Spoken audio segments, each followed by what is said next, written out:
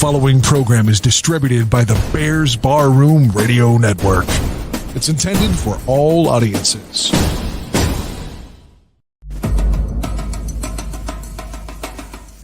Draft on Tap with Danny Shimon and Niel Stopcznski.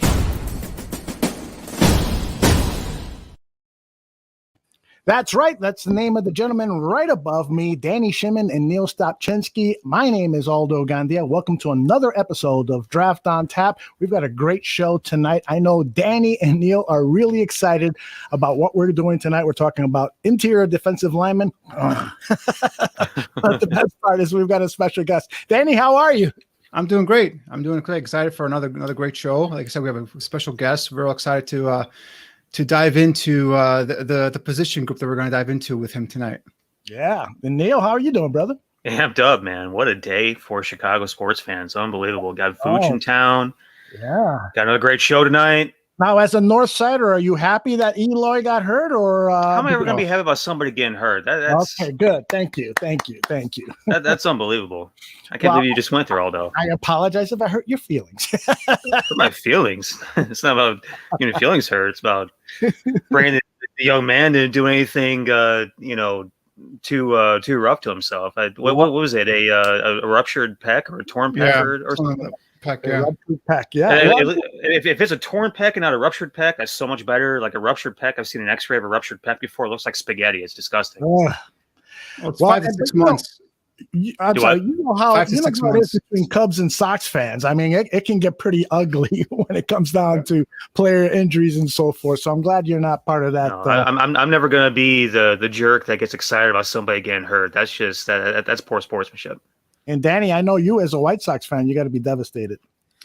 Yeah, I am. I don't say devastated. I mean, I was looking forward to a nice big season from Eloy, but I hopefully, they say 5 to 6 months, but hopefully comes back sooner toward the tail end of the season, and then this team should have enough depth to go out there and compete. And I think it's going to be something that's built around defense and pitching now, as opposed to just straight up hitting. Not that they are lacking much hitting, and then there's some guys that probably pick up either trade deadline or whatnot. So we'll see what happens. But it's not a great news. But it's also I don't think it's devastating as well. So we'll see what happens. Okay. Well, let's bring in our guest. His name is Mark Schofield. He writes for touchdownwire.com. Mark, you also do tons of other work all over the place. So I'm going to let you handle all of that. But first of all, what I want to say is thank you for carving some time out. I know this is a especially busy time of the year with all the tape you're going through, all the articles you're writing, all the interview requests that you're fielding and so forth. I really appreciate you carving some time for us. Well, guys, thanks for having me. It's always a blast to come on. And Aldo, I've known you for a while now. You know where to find me, buddy, anytime you need me. Like you mentioned, USA Today's Touchdown Wire, a couple different SB Nation websites, Big Blue View, Blue and Green Nation, Pat's Pulpit, Matt Waldman's Rookie Scouting Portfolio. But the bulk of the work is USA Today's Touchdown Wire.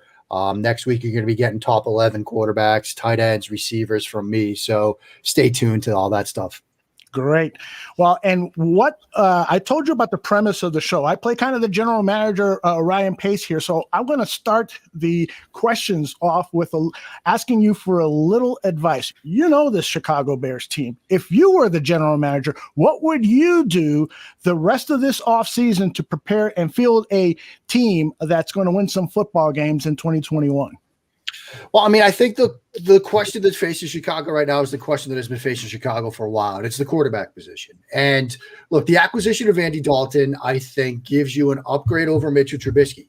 Is it enough of an upgrade to get this team to where they want to be? I'm not sure, but he will be able to do some things in this offense that I think will allow this offense to be more effective. I think if you look at Matt Nagy's system, it is a West Coast offense that is predicated on yardage after the catch. And one of the biggest problems with Mitchell Trubisky over his entire time in Chicago was he was unable to get the ball out on time in rhythm to give his receivers a chance to get that yardage after the catch. If you're watching Allen Robinson run a curl route 12 yards back to 8, and he gets 3 yards of separation on his break, working back to that 8 yards, the ball's going to be there because that's going to give him a chance to get that yardage after the catch.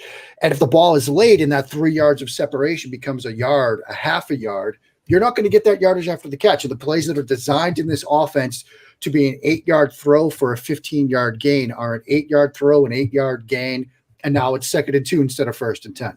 Andy Dalton, say what you want about him. He has the ability to get the ball out on time, in rhythm, make anticipation throws, and win with his mind as a quarterback right now. That's where he is. That's what he still does well. And I think that will give this offense a chance to be what it fully can be. Beyond that, I think you have to put some weapons around him. I do think that, a receiver might be in play perhaps with that pick at 20 if they can't go up and get another quarterback and if they have to ride with Andy Dalton. I do think, some additions to the defensive side of the ball, perhaps in the secondary, perhaps a corner with that pick in the 2nd round might make some sense. But you've got to be able to sort of let this offense operate the way it's supposed to. And perhaps Andy Dalton can do that if this team can't get another quarterback in the 1st round. Before I open it up to the other guys to ask specifically about some of these quarterback prospects, let's stay on the topic of Andy Dalton. A few days ago, you graded that acquisition out for the Bears, and I think it was a C+ over at touchdownwire.com. And you also referred back to a tweet that you had posted back in December. I'm going to put up that video of that tweet, and perhaps you can talk us through what you shared with your Twitter followers regarding this video of Andy Dalton. Yeah, and this video is a video I do, sort of a video series I do each week, where I sit down Monday and I start working my way through every quarterback. And this was Dalton's game against the Cincinnati Bengals, and yes, it's against the Cincinnati Bengals. But you're going to see a couple of plays here, examples of what I'm talking about. Dalton played sort of in rhythm, in structure. This is a 2-receiver concept with the under route, the deeper route pattern from the slot receiver, and you'll see he's in the gun, gets the snap, hits his drop depth. Hitch, balls coming out. Does he have a plus arm, upper tier velocity at this point in his career? No. But he makes up for that with getting the ball out on time, hits his drop step, anticipation throw on time, in rhythm. Yes, maybe that pass should get placed towards the boundary a bit more, but still, that's the sort of rhythm type of throw that he can make. You'll see that here, motion, he can see the coverage. You get a sort of nice out route here, on time, in rhythm, give the receiver a chance to pick up some more yardage after the catch. This is what Andy Dalton can do for this offense. This was a nice throw. You get a rookie receiver running this route, gets you enough separation. But again, you watch the timing and the rhythm. You see hitch, throw, ball is out, give your receiver a chance to make some more yardage. And this throw I love down here in the red zone. He's going to throw this slant route, working from right to left. You have to be concerned throwing this route, that free safety working in the middle of the field. Dalton is going to place this ball low. It's by design. He has to put this low to protect his receiver. You see that free safety working in the middle of the field. You look at any NFL playbook, they will tell you throw this as low as possible to protect your receiver with that free safety lurker. That was a perfect throw from Andy Dalton. Those are the things that he brings to the table. Those are the things that he can do for this offense. And so if Chicago doesn't have that chance to, say, go up and get a quarterback, if you don't see a Mac Jones or a Trey Lance or somebody fall to a spot where they can go get a guy, these are the things that Andy Dalton can still do in Matt Nagy's offense that will allow this offense to operate the way it's intended, the way it's designed. Excellent stuff. Guys, I'll open it up to you. Danny, why don't you start us off? Yeah, excellent breakdown, Mark, of Andy Dalton. I totally agree with you on what you said in terms of his ability to be able to get that ball out and, in his ball placement, get it out to the receiver, lead the receiver away from defenders. That's something that Trubisky always struggled with. So, but how would you respond to the naysayers that say, well, Dalton last year played with the Cowboys and all that talent at receiver with the CeeDee Lamb and Amari Cooper and Gallup and all those guys, and yet they still did look anemic on offense at times. So how would you respond to those guys? I mean, it is a fair criticism because let's face it, that 11 personnel group, with Amari Cooper, Michael Gallup, CeeDee Lamb. I mean, that's almost as ideal as it gets. It's sort of the 11 personnel package where you talk about your 3 receivers. And when you're looking at the Chicago Bears right now, yes, you brought Allen Robinson back, which I think is great. Cole Kmet, he can perhaps grow into a bigger role at tight end. Darnell Mooney showed some flashes. Anthony Miller, I'm not sure what the decision is going to be. I've heard rumblings that maybe they move him, maybe not. Either way, I think if you can't go get a quarterback, another addition at receiver might make sense with that pick at 20. At every sort of mock draft that I've done, if I haven't been able to get Chicago up to get that quarterback, I come back to the idea of Rashad Bateman from Minnesota. I really love this player. I think he's sort of your prototypical X, a guy that can also play Zeke, and also do some stuff out of the slot. He's won against press coverage. He can give you quick game stuff, slants, pivots, whips, things like that. But he can also work down the vertical stem. Great working on dig routes. A lot of people watch him. They see a little bit of Allen Robinson in him. Those two would make a fantastic sort of pairing together. And so, there are concerns that Dalton was able to do what he did last year because of the talent around him. And so if you were going to have to rely on him, then you might want to get some talent in around him. Rashad Bateman or another receiver at 20 might be a way to go towards doing that. I think the biggest thing with Dalton last year to me was, obviously the first half of the year, Dak gets hurt. He comes in, he has his own issues. The second half of last season, to me, like everything calmed down, all the pressure subsided. He led that team to a 4-2 record, completed 67% of his passes, a 13-4 touchdown interception ratio, 101.9 quarterback rating. I don't think it ever be overstated that quarterbacks, the quarterbacks that just go out and win, right? And so I think that if you look back to what he did the second half of last season, the ability to put Dallas in a position to get to the playoffs, even though they had this atrocious record. I mean, that's something to say for the kid, right? I mean, yeah, he's in his 10th year in the league. I mean, that's still substantial.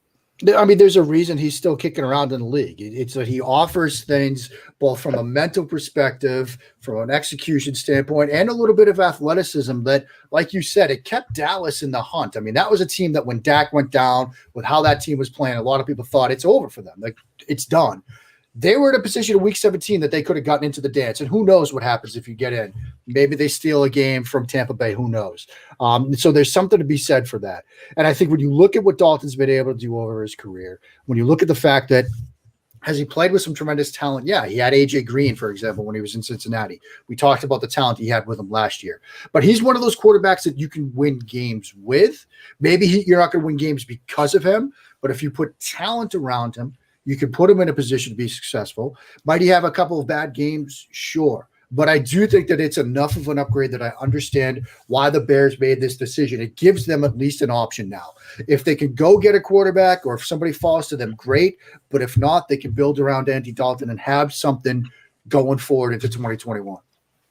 So moving on to the draft here, Mark, and Neil and I have gone out and graded pretty much it's consensus around the board in terms of 5 guys that could go in the first round, 5 guys that have first round grade. So curious, first part of the question is how have you ranked those in terms of in your rankings 1 through 5, and of the 5, which one do you feel would be the best fit for a Matt Nagy system?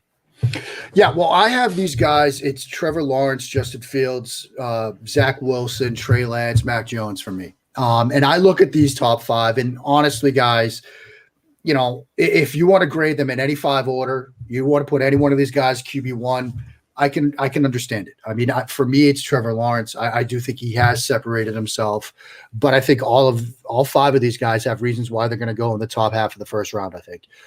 In terms of the sort of Matt Nagy fit, I do think that there's a case to be made that the way that he plays the game, the way that he sort of plays with his mind, Mac Jones will be a good fit in this offense. But I do think that if you want to sort of look at upside, I think Trey Lance could run this offense and run it very well. Before his pro day, my colleague over at Touchdown Wire, Doug Farrar, had a chance to sit down with Randy Hedberg, Trey Lance's quarterbacks coach at Notre Dame. And he talked at length about everything they put on Trey Lance's plate from a mental perspective, from an at the line responsibility perspective. He talked about how this was with his first start in college as a redshirt freshman. He had protection responsibilities at the line. He had kill call responsibilities, maybe call responsibilities. He could get into and out of play freely at the line of scrimmage. And if you watch his first game against Butler, you'll see a 50-yard touchdown run. And guys, that was a check. He saw there was a different play called. He saw a pressure look pre-snap. He audible to a quarterback run, took it himself 50 yards, touchdown. And it's not just the fact that he did it. It's the fact that North Dakota State trusted him to make those calls at the line of scrimmage as a redshirt freshman in his first start. And Coach Hedberg said, look, this is what we did with Easton Stick when he was a senior. This is what we did with Carson Wentz when he was a senior. This is a redshirt freshman we're giving that responsibility to. And if you really want to dive into Trey Lance deeper, If you go to coachtube.com, there's a $49.99 video with North Dakota State's offensive coordinator that talks about their passing game and how it runs through the tight ends and the fullbacks.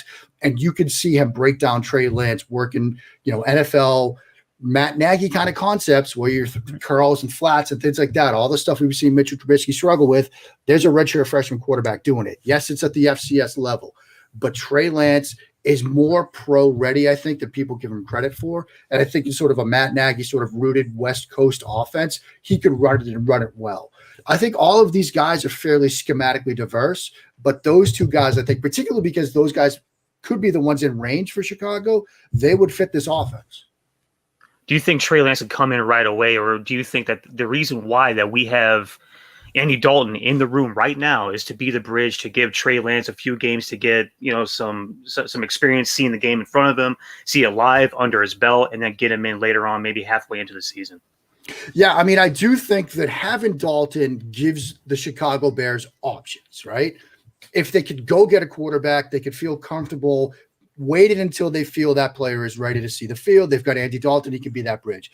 If they miss out on a quarterback, they have Andy Dalton that can run their offense. They can then build around him and hope that it works. And if it doesn't, maybe address quarterback next offseason. So I love the fact that the Chicago Bears have a dual pathway now where they can, if they have an opportunity to get the rookie, they can play him when he's ready. If they miss out on that rookie, they have somebody that can run this offense and perhaps be more effective at running this offense than we've seen in years past. Hopefully they get up there and get one of these quarterbacks, but say they miss on one of these 5 quarterbacks, Mark, who's in your tier 2? And even if you tier 3 guys that you could say, all right, these are guys that, you might take a year, maybe sit behind Andy Dalton and learn the system and learn the NFL. But who are the guys that stick out to you amongst the other players in this quarterback group? Yeah, a guy that's really fascinated me the more I've studied him, guys, is Davis Mills from Stanford. Now, there are some concerns. He has an injury history dating back to high school.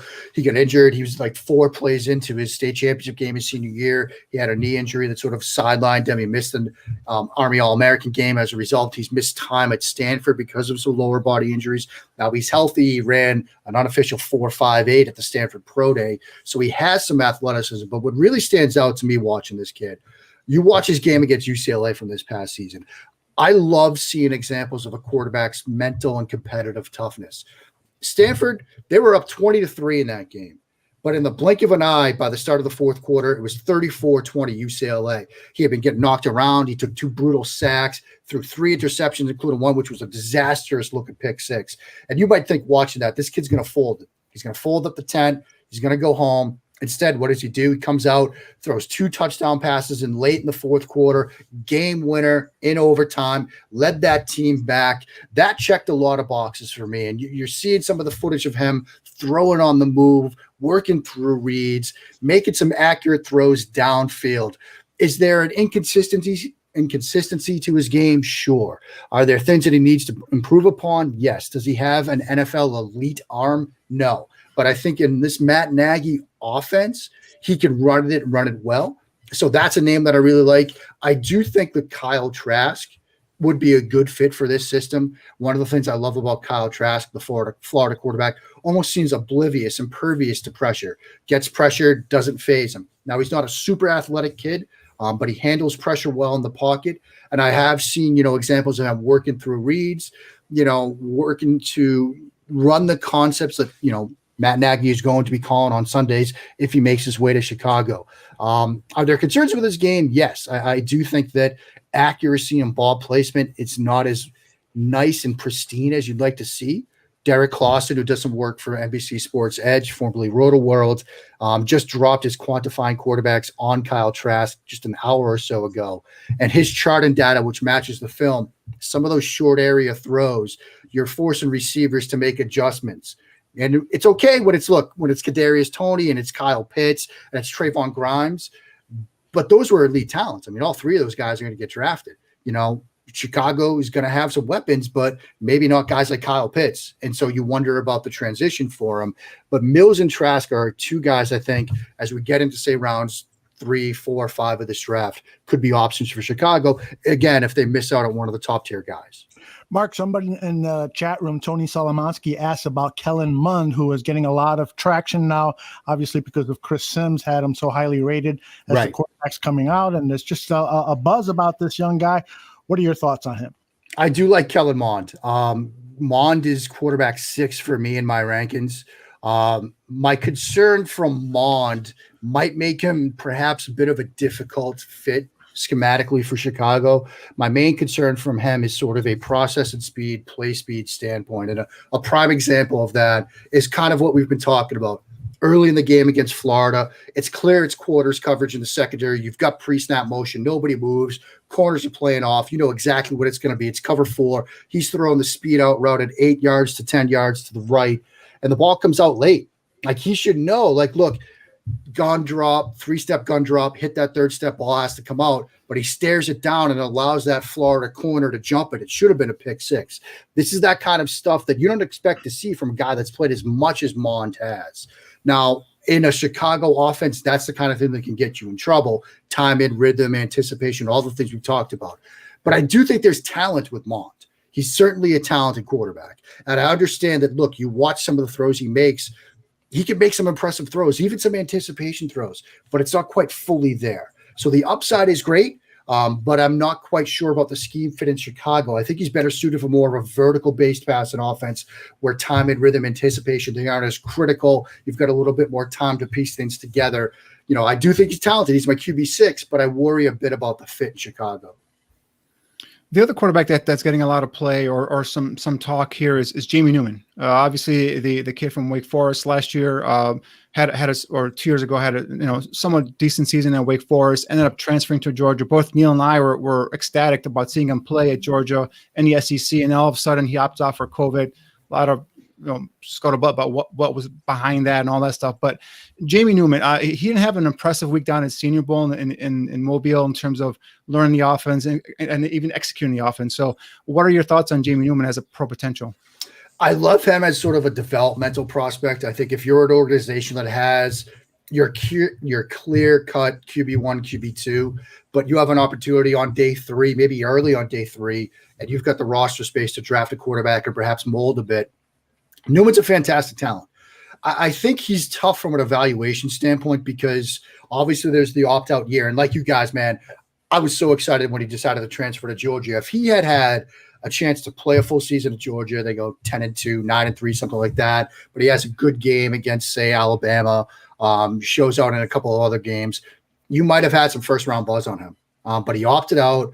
So all we have to work on is obviously the Senior Bowl and the 2019 Wake Forest offense, where that was both at times the most quarterback-friendly and most quarterback-unfriendly offense I've ever seen. You're seeing him run that mesh in the backfield where he's walking towards the line of scrimmage and then pulling and throwing late. Really a tough ask in terms of, putting throws on him that it's tough to make when you're moving towards the line of scrimmage. It tasks him a lot from a footwork and mechanics standpoint, and I think it led to some looseness with his mechanics, even when thrown from clean pockets. And then you see, like you said, the Senior Bowl, I think he looked good Tuesday's practice, but it sort of fell apart Wednesday. And Senior Bowl week, it's like Tuesday's a baseline day, and you want to see them get better throughout the week, and he didn't. Everybody else kind of did. But I do think that there's talent there. There's athleticism there. Incredible arm talent, but it's going to be like a long developmental curve. And if you have the time and the ability to do that, then fantastic. He's worth a shot. But if you've got more pressing needs at the position, you might want to go in a different direction. Yeah, so Mark, the last 3 guys we talked about, in Newman and Davis Mills and Kellen Mond, I mean, we're talking about developmental guys, at least in my eyes, right? Guys that you take probably like the mid-round ranges, guys that aren't going to start right away, guys that, like you said, they need that developmental curve in order to get them ready to go. I think that Danny and myself are – and have been since we started the show back in August, been on the idea that, you got to trade up, you got to get the solution. It's going to be in this draft. We have 5 guys, go get one. And now we have Andy Dalton in the room. And I think you alluded to it in your article when you're grading the transaction where, and to put it in my terms, what it did is it calmed that room down, right? There was a lot of chaos ever since Ryan Pace came into the building. That room has been chaotic for 3 years. What Andy Pace, what Andy Dalton does is it puts a calm on the room, and now so you can go a couple different ways. Like I said, me and Danny have been forever since the show has started, been on the idea that you got to trade up, you got to get a quarterback. Do you hear any rumblings of the Bears trading up, getting a quarterback? What do you think about those rumblings? And if they don't trade up, where do you think they go?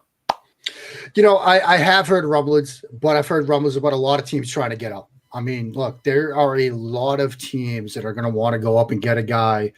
And, there's a big elephant in the room, which is the Deshaun Watson situation, right? Because 4 weeks ago, it seemed like one of these teams might be eliminated from the quarterback draft circus because they might trade for Deshaun Watson, whether it was the New York Jets, whether it's the Carolina Panthers, whether it's another team. Now, I don't think you could move Deshaun Watson because of everything that's going on. So now you've got one more team in the mix. Carolina, they might go quarterback. And so it's going to be tougher, I think, to get that guy. But I do think that, look, Chicago is going to try. If they were going to be aggressive and pursue Russell Wilson the way they reportedly did and the way I'm told that they did, then certainly they're going to be in the mix to try to get up to get a player. And I do think that you want to try. I know that it's very easy doing what we all do and getting excited about players to start thinking, well, you've got Dalton and look, man, Sam Howell, Spencer Rattler, Desmond Ridder, like they're coming next year. Like it'll be okay. You never know how it's going to pan out. So I think you see the 5 guys in front of you and you try to go get one of those guys. It might be hard. Look, Lawrence is probably a done deal. Like you're not going to get that kid. And Wilson is probably a 2. You're probably not going to get him. So you're talking Fields, Lance, Jones. Fields might potentially slide. It does seem like the NFL is viewing him a little bit lower than some of us on the media side are. But if he goes out next Tuesday and runs 4.38, which we've seen him do, apparently that's posted at their strength and conditioning board at Ohio State. That's probably done because somebody will draft him in the top 5 because of that athleticism. So now you're down to Lance and Jones. I do think if you have the ability to go get Trey Lance, you do it. Because you have Andy Dalton, like you just said, you have the ability to sort of wait until Lance is ready. But I do think both of those guys would be a fit in this system. If they can't go quarterback, look, I do think that adding another offensive weapon for Andy Dalton would make some sense. Whether it's a Rashad Bateman, whether it's Terrace Marshall Jr., whether you want to go. Look, Elijah Moore looked fantastic at his pro day. When he just a 3 cone of 6'6", 4.3 in the 40s, like that kind of talent, man. That's some change of direction skills, which that's going to work in the NFL. Well. Kadarius Toney, oh man, and plus, look, he's got a quarterback background too. So I mean, maybe you let him take some snaps and throw the ball a little some bit. Wildcat. Yeah, I mean. This is such a great wide receiver class that I think a lot of teams will even double dip at the position because you're going to get a guy on like day 3, Kay Johnson, the South Dakota State kid. Dwayne Eskridge might fall to early day 3. There's some talented receivers in this class. And so if you miss out on a quarterback, you want to find a way to help Andy Dalton, adding another receiver or 2 would be a good way to do that. The thought of maybe adding an offensive lineman. I mean, I do think that, adding perhaps another tackle to perhaps give you some depth at tackle, perhaps somebody that can be that, swing tackle that maybe pushes Massey at the right tackle spot. This is a good tackle draft. Massey's you might gone, see some of those guys. What's that? Massey's gone, by the way. Oh, Massey's gone? Yeah. Whoa, then, Leno remains, and then they signed Jermaine Afidi to. Oh, right. That's right. It's Afidi. Yeah. And then Elijah Wilkinson got added onto the roster this week as well. Tackle with that pick in the 50s might be something that you might want to do there too. You're going to have some good tackle options there. Liam Eichenberg, the Notre Dame kid, might be available. He would be a good tackle option. Dylan Raditz, the North Dakota State kid, he probably slips out of the first round. He might be an option on day 2. Yeah, I mean, with Massey gone, I do think you want to address tackle at some point, and that's a position that's a little bit deep too. And so, you could go there. Mayfield, Hudson, the Cincinnati kid, would have loved to have seen Hudson not get tossed from that bowl game because him versus the Georgia edge would have been fantastic down the stretch. But there's some tackle depth in this class too. So certainly that pick in the second round, that might make sense. I think Leatherwood as well from Alabama could be. Yeah, I mean, the concern with Leatherwood is that was a bad Senior Bowl week. That was a really bad Senior Bowl week. But he's certainly a talented kid, and I do think that he's a lot better than he was down in Mobile. I think coming off of his pro day, he's working with Duke Manyweather, and if Duke trusts an offensive tackle, then I trust the offensive tackle because Duke knows his stuff. So he would be an option too. So we're here picking your brain about the Bears quarterback. I see you're a Patriots fan. Who do you think the Patriots are going to pick up? Yeah. God, I do not know. I mean, it's a similar situation though to what Chicago's done because they've brought Cam Newton back, so they've given themselves an option where if they could go get a guy, because they're another team that's going to be in that mix, trying to get up for Lance, for Jones, for somebody else. If they could go get that player, great. If not, then look, Cam will be there to start week 1. And maybe they go with Davis Mills or Jamie Newman or Amond or one of these other quarterbacks a bit later in the draft and sort of reevaluate the quarterback position come next draft cycle. But it's the $1 million question. Look, Bill Belichick's out there spending money like he's a college kid that first week of the first semester, living off the parents' dime. He had the money to spend. He spent it, but you still need the quarterback, and that's a huge question in New England. But those Jimmy G rumors won't stop, man. Those won't stop. And there is a small yet vocal contingent of Patriots fans that will not let those die. There are a lot of Patriots fans that even with, one more Super Bowl ring from Tom Brady before he left town, they're still like, well, we should have held on to Jimmy G. I mean, we saw that. And meanwhile, the 49ers, it seems like they're trying to kick Jimmy G out the door. So, who knows? I mean, a lot of this might come down to which team gets QB5. Because if it's the San Francisco 49ers that get Mac Jones, then Jimmy G's expendable. And then you might have two teams between Chicago and New England saying, well, what will it take? Right. It's fascinating Mark, stuff. Yep. Yeah, you really always bring it on the show, and we really appreciate your time, your expertise. It's at Mark Schofield. We've got a version of this on our audio podcast, so I'll spell it for those folks. It's MarkSchofield. That's where you can find Mark on Twitter. And Mark, again, let people know where they can find your work. Well, guys, thanks so much. This was a blast. Really huge fans of what you guys are building over here.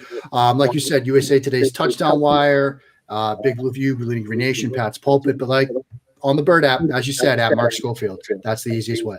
Very cool. Thanks again for your time, and we'll catch you down the road. One of these days, we're going to have to do like a longer show, maybe an hour and a half. Or if you drink a beer, you can drink it over there. We'll drink our beer over here, and we'll just talk about movies. We'll talk about golf. We'll talk about football. We'll just have a long chat. Okay? Absolutely. Let's set it up for the off season. I'm looking forward to it already. All right. Thanks, Mark. Appreciate it. Thanks so much, guys. Mark, Have a good appreciate one. it, man. We'll talk to you. Man, that was a blast. A blast. You guys, what can I tell you, man? This guy knows how to break down tape, right? Yeah. That was a Season comprehensive vet. breakdown of Andy Dalton and what he did last year with Dallas. Mhm. That's something that you don't generally see every day. So that's a nice comprehensive breakdown of what Dalton did. And like I said, he does offer some positives. He's a guy that I know early on in his career, went to 5 straight playoffs, has been to 3 Pro Bowls. So it's not like he's a bum here, but he is towards the end of his career. But I'm telling you guys, I would be shocked if he is a starting quarterback on week 1. That's me personally, but we'll see what happens. You mean the Chicago Bears putting up a tweet yesterday with Andy Dalton in a Bears uniform with the QB1? Wasn't foretelling of the future? I don't nothing that they do now on social media or anything they say or anything they've promised Andy Dalton means anything to me, because we know that they're out there, trying to still work on this Russell Wilson trade if they can do it. If not, I think they're trying to scour and go up in that draft and do what you and I have been calling for, is get one of these 5 quarterbacks. Yeah, supposedly the coaching staff was pissed about that too. Well, yeah, I was wondering that. So I don't know where you got that information, Neil, but I because there seems to be a disconnect with what the social media / communications team does and what is going on at Hallishaw and the coaches and general managers department. I don't, for the life of me, again, I've worked in communications for decades. For the life of me, don't understand why, if they're going to send out a tweet like that, they don't run it past the coaching staff or the general manager or some higher up. That seemed to me that it was sent out by some young guy or somebody in the communications department who, just trying to sell the team to followers and sent that out. That was just not a wise thing to do. So if we see an opening in the communication department of the Chicago Bears, we know what happened then, right? To that person. That's right. All those immediately taking that job, right? No, I'm not taking any job. This is my job here, working with you guys, and it's a blast, I'm telling you. All right, we're going to talk about interior defensive linemen, and we're going to talk about the latest Chicago Bears news, but let's take a quick break here and listen to these commercial messages.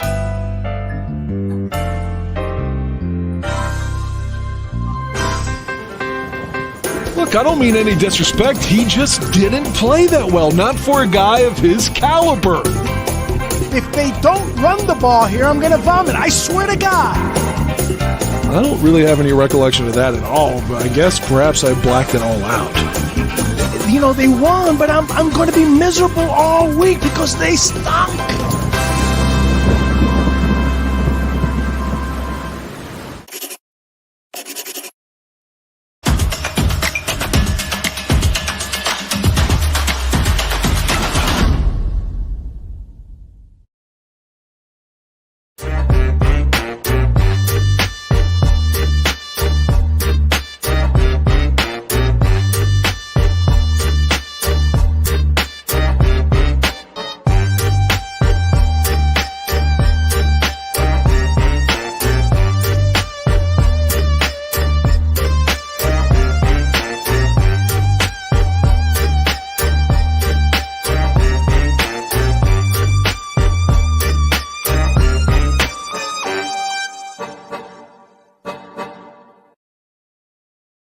All right, we are back, and we are now going to talk about interior defensive linemen. These guys have been pouring over tape for the last 2 weeks. They've come up with a list of players. Now, before we went on air, Mark said that this was a weak class. You guys agree with them, Niel? 100%. It was. It's definitely not one of those classes where we spend 2 weeks worth of looking over tape and we have like 45 guys to talk about. This is one of those classes where we're struggling to really put together a really solid list of 10, 11, 12 guys to feel comfortable about the Bears taking.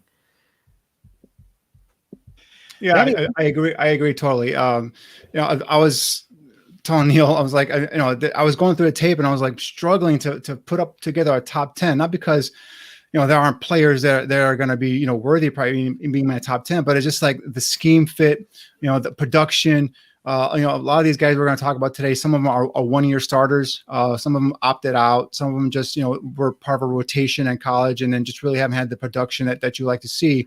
So, it's not really a deep class. And I think, I don't know if they'll be drafting a defensive lineman in this draft, but if it is, it'd probably be, probably day 3 or something like that.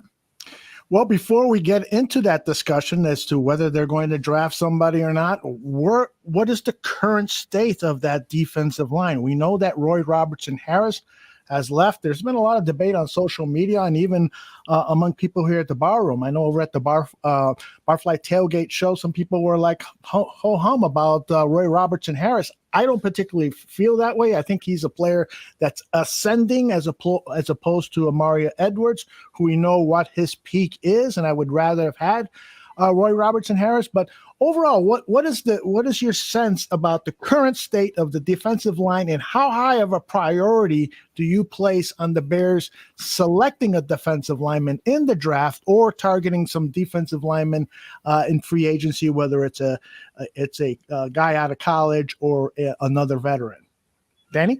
Well, for me, hearing Akeem Hicks is going to be back, that makes it much better for me, because if you lose him, for me, that guy is the heart and soul of that defensive line. And I think if you pull him out of that front, I think, we saw last year how it wasn't pretty with him not in that game. So, him back, they signed this kid Blackson from Arizona who was with the Texans. I believe it's Angelo Blackson. He's a guy, probably depth rotational guy. Mario Edwards was a surprise to me that they re-signed him. Remember, he's going to be suspended for the first 2 games of next season, so he won't be available right away.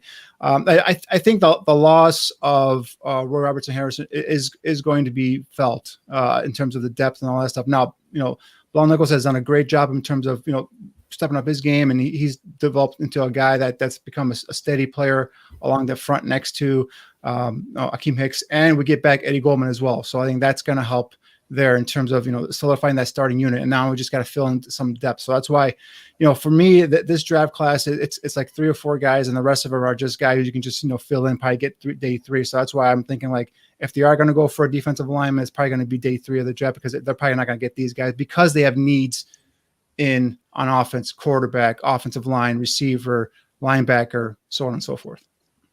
Yeah, right. I think you look at what the roster looks like right now. You have 6 guys in the room. You're 2 deep at every position, sort of. I mean, you have 6 guys, but I mean, let's go ahead and be honest. Edwards, Golden, Nichols, and Hicks are the 4 that are going to get all the minutes. And so, I think what you want to look at is the fact that Roy Robertson-Harris is gone. Mario Edwards, is stepping into a little bit bigger of a role. I mean, I know we got, Bilal Nichols had a really good year, borderline Pro Bowl year. Eddie Goldman coming back. What is he going to look like once we get into OTAs is my biggest concern there, really, on the offensive line. Dan, you said it, Hicks coming back. I don't know how many times I've said it on the show, but he is a catalyst of that defense. Whenever he's out, we look like hell. It goes straight down the toilet. I mean, so like that guy, being in the room, the fact that they even told him to go ahead, like, feel free to go ahead and look for a trade is absurd to me. And Ryan Pace, for even saying that, should get backhanded across the face. I mean, facetious, but honestly, like in a very verbal way, that dude should. I mean, McCaskey should have gone ahead and just berated that guy in a private setting, because you can't lose that guy. He is the energy. He is the Joakim Noah of this Bears defense. And I know that every Chicago sports fan knows what that means. Mm-hmm. And so you can't lose that guy. I think it'll be interesting, because I think that what we have is that, at least on my list, I have like a handful of guys that I feel really comfortable with that are probably going to be drafted day 1, day 2. And then there's also another probably 5 to 10 guys that are of the developmental variety that give you a lot of really good things, but need a lot of help here, or are intriguing prospects, or they have a lot of question marks that a lot of our personnel staff is going to get answered. And some of these guys have pro days next week. That's why I said they're going to get their questions answered next week. And so it's going to be interesting to see what some of these pro days look like next week with some of these guys, at least that I have on my list, in the areas that I have them in. Day 3 is where we're going to go after a nose or a 3, in my opinion. Yep. And it's going to be interesting, the guys that are going to be on the board. And that's what I was looking at. I was looking at nose guard as a nose tackle or backup for Eddie Goldman on my list here, because that's an area that I think the Bears are very, very, in terms of lacking depth there. That's something that they need to concentrate on. And something that I was pointing out last year going into the season. Jenkins, the veteran, came in, had some decent moments, but I think he's gone as of last I checked. So he's not re-signed yet. So that's another area that I was targeting, is trying to find guys I can bring in and be some quality depth behind Eddie Goldman. Mm-hmm. All right, you guys both agree on who is the number 1 overall interior defensive lineman, and that is the kid from Alabama. So why don't you start us off, Danny, with your assessment on Christian Barmore from Alabama? Yeah, for me, and you might feel the same way. This is the head of the class right here. I mean, it's Barmore, and then there's the rest of the guys, for me at least. Coming out of high school, 4-star recruit out of Philly, picked Alabama over schools like LSU, Georgia, South Carolina, Tennessee, so on and so forth. Last year, his first year really as a full-time starter, was a first-team All-American and a first-team All-SEC. We talk about, Barmore, we talk about his size, 6'4", 310 pounds. He's active, athletic for his size, possesses that thick frame with solid lower body power. This is the guy that's got solid quickness off the snap, shows lateral agility to be able to move, shuffle his feet, maintain his balance, and then work down the line of scrimmage. He can close quickly when he opens up his stride. He's a very instinctive defensive lineman for me. When I watch him on tape, he's a guy that processes quickly post-snap. He can locate the football, which is key, especially on run defense. Quick, active hands, displays a variety of pass rush moves. I see him use the swipe move, the swim, the rip through. You name it, he's done it. In terms of his pass rush, he's an explosive pass rusher who can convert speed to power, bull rush offensive lineman backward into the quarterback. His combination of hands and upfield bursts allow him to go ahead and rush that gap and be a disruptive force in that pocket. Solid run defender, plays square, can stack and control, shed blockers at the line of scrimmage. His 15.5 tackles for loss speak to his ability to be able to make his presence felt in the backfield as a run defender. So for me, this guy it provides a consistent interior pass rush along with an ability to go ahead and defend the run and control the line of scrimmage. And he's scheme versatile. I can see him playing as a defensive tackle inside in a 4-3. I can see him playing 5 technique and a 3-4. So that's where I can, see him playing either system. So that's why whichever team gets him is going to get a guy that's going to be able to play multiple spots along the defensive front. Yeah, we're 100% on the same page with him. I think I texted you last night. I was like, he's the easiest, he's the easiest number one in a position group that exists right now. I think outside of quarterback probably, but you look at some of these length measurables, and it's not that he has absurdly long arms. He measured 31.5 at the pro day, and 10-inch hands, but like his wingspan though was really what like IPOC. It was 84 3/8, which means that he's just a big body dude, right? And as big as he is, ran a 4.93 and a 4.95. So that's a big dude running pretty damn fast, right? And you said it, his first step, his fluid athletic ability, quickness, lateral agility, strength, and power in terms of all of his, positive traits. Those are the things that really stood out to me. I think as far as like pass rush moves go, the swim, the speed, the power seems to be his go-tos. I think he has great separation with arm length, and he's able to keep that separation while maintaining leverage as well, which is hard for a lot of guys. Because that speaks to not only your strength, but also your athletic ability as well. And I think like a really good way to measure that is a power clean. When you go into testing, at least at the high school and college level, when they do all their in-house testing, the power clean is really like your biggest indicator of really how powerful and athletic you are at the same time. And I wouldn't be surprised if his power clean is off the charts. But the problem with him, like the only negative I really came out with him was that his inconsistency with the application of his tools, right? As a guy with platoon experience under his belt before this past year, kind of like his quarterback, you saw him progress throughout the year until you got to the playoff time when he really shined. His ability to stop the run improved. He was more dominant as a presence.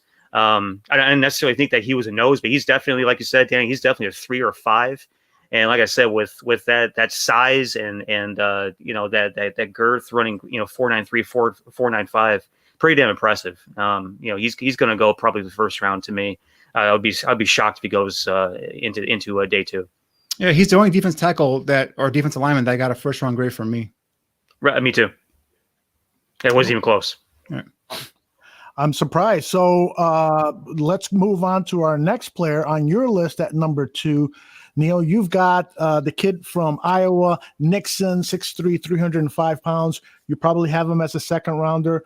Give us your thoughts on him. Yeah, day 2, basically 2 or 3, because I do see inconsistencies with him as well. And really, once you get past Barmore, there's a lot of guys that do a lot of things really, really well, and then they also have these drawbacks. And so it's really sort of like pick your poison as far as the hairs that you want to split. But as far as Davion Nixon goes, kind of a local kid from Kenosha, right? So props up to the local kids from Indian Trail High School. I was huge on this kid during the recruiting process, and mainly because he was just a big athletic dude that was raw as hell. And for the better part of his career, he's been a lump of Play-Doh. And the good thing was that he went to a place like Iowa, a place that does have really good coaches and a really good process, to where he was in a system that really gave him the best opportunity to succeed. In 8 games in this past season, 2020, you're talking about 45 tackles, 13.5 tackles for loss, 5.5 sacks, and a pick 6. We all love fat guy touchdowns, right? That pick 6 was impressive, though. You're talking about a play where he read the screen, right, or he read the out, whatever it was, and drifted back towards the ball, picked it off, and then immediately turned like a wide receiver into a running back, ran down the field, juked out Clifford, the Penn State quarterback, out of his shoes, and went to the house. That was one of the most impressive things I've ever seen a big man do. We're talking about a dude that's 6'3", 306. I wasn't able to find those pro day times. For some reason, they're keeping that quiet. That's kind of a bizarre thing. Do you have it actually? I got 4.940, and I got a 1.66 10-yard split. Did you get his height and weight? 6'3", 305, 306. I think that's what it was. Oh, perfect. Yeah. So his listing on the site was right on then. That's going to be a for sure second round pick in my opinion then. I mean, he was a unanimous All-American this season too. Like a big, strong dude, quick feet, nimble, lateral agility. He positions his body very well. He demonstrates exceptional instincts. And he's another motor guy that plays sideline to sideline. I have a bunch of motor guys on my list. Guys that play sideline to sideline. They don't stop their feet. They're always churning. And in the open field, he could really run as well. The way that he made that play, again in that Penn State game for a 300+ pound dude at 6'3", it's super, super impressive. And so what I think that also showed though was his football intelligence. Like I said, like he read the play, he dropped, he reacted, snagged the ball. I see this kid as a 3 technique, where he can use his agility and his quickness to put pressure on the quarterback while stout enough to be a run stopper as well. He's probably the best combination outside of Christian Barmore of a pass rusher and a run stopper, in my opinion, in his class.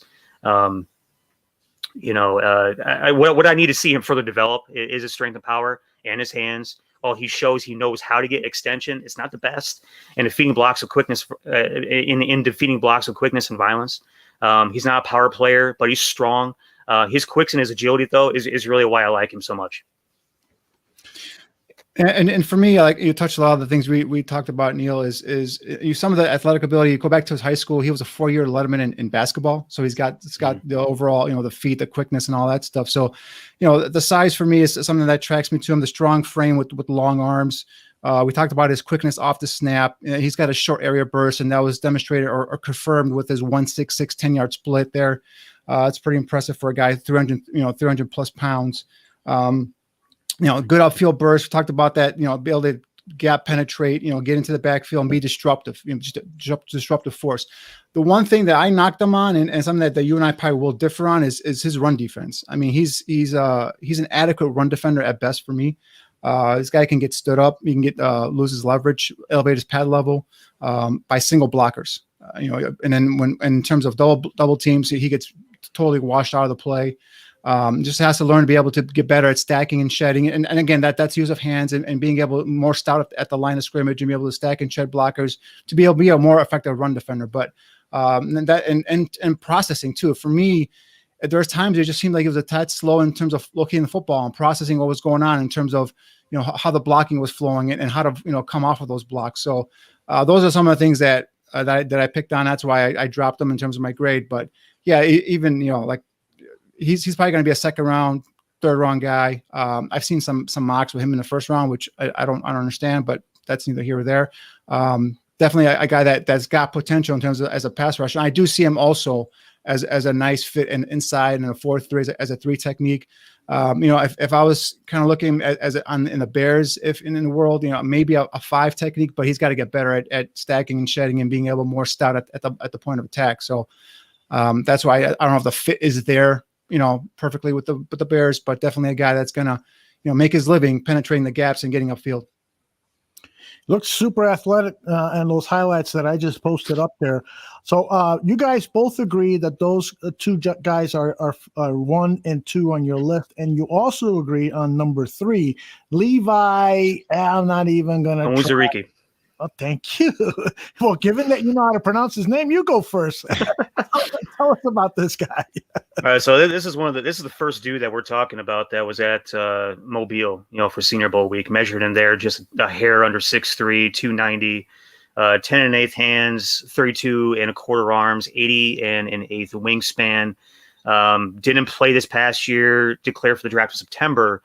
Was a big-time recruit for a big-time high school in Allen, Texas. I know if for all of our listeners, Allen, Texas is that high school that has that collegiate-looking stadium, and it's grand, and it's unbelievable. He was he came from that program and was like a 4 or 5 star recruit or something like that. Had everybody in the nation wanting him. He was. I think in 2018 is really when he began showing himself as a disruptor. 2019 was his first year as a full-time starter, and that's where he shined. Had 45 tackles, 2 sacks, 6 TFLs. Was first-team All Pac-12. Everybody was amped up to see what this kid was going to do this past season, to see how he improved, see if he was going to, develop more in this area or that area, whatever the case may be. But he decided to go ahead and declare for the draft before Pac-12 even decided that they were going to come back and play football. So Here we are. But I mean, what we have is a dude that's got long arms. He's active with his hands. Great in run defense, I think. He's a gap control guy, a little bit of a lane clogger.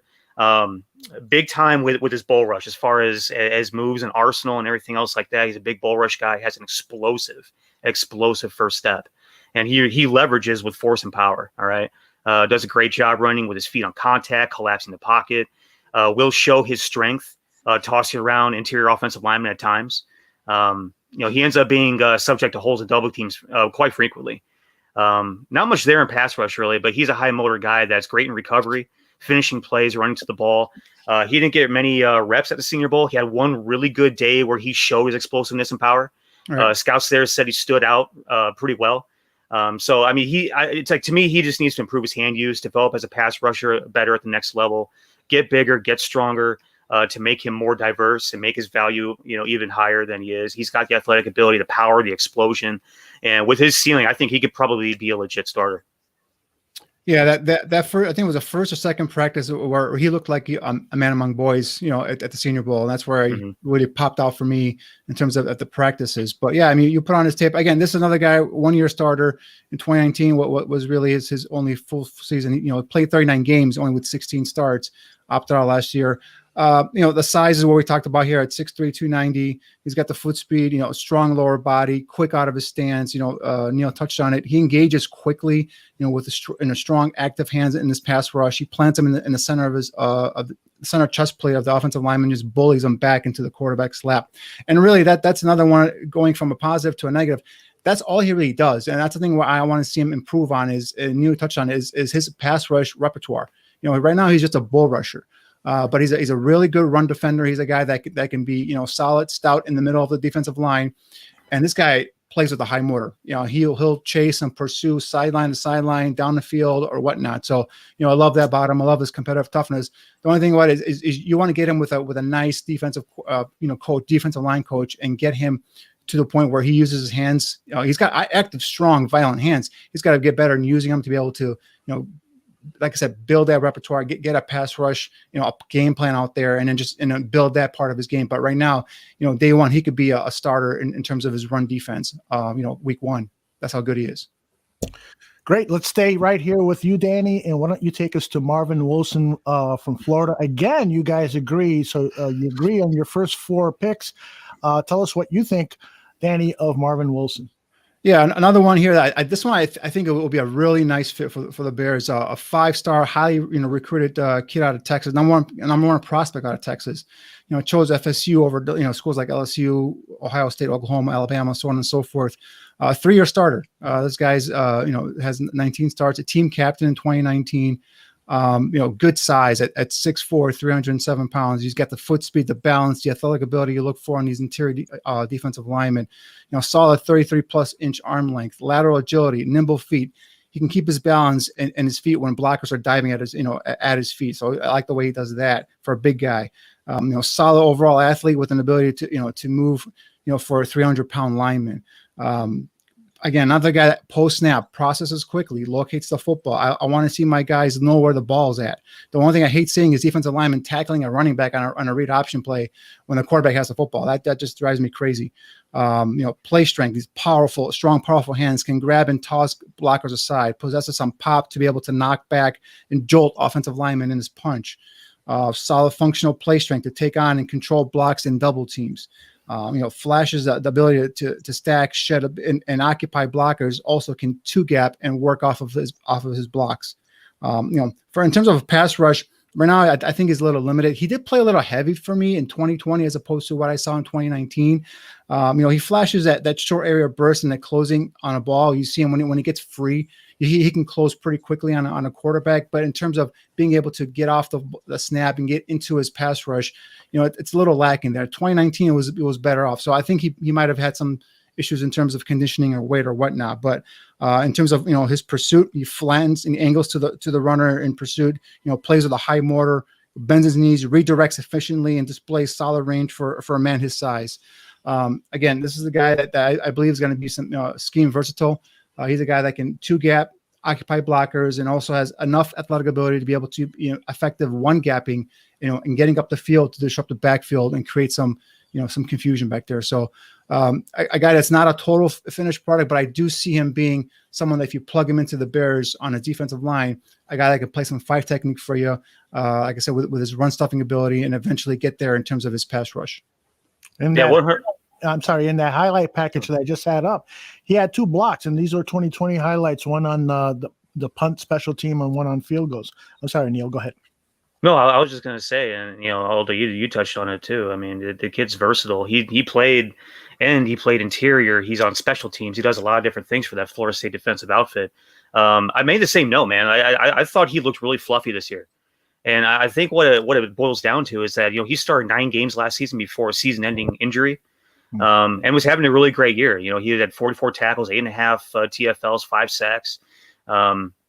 This year, obviously his production was down, but also his weight was up. He looked slower and stiffer and just really unconditioned, So I think, like, to me, who this dude is he had a bad year last year, relatively speaking, to 2019. And I say relatively speaking because when you go back to that 2019 film, there was a massive difference between the way that kid looked when he was running around and the way that he looked this past year.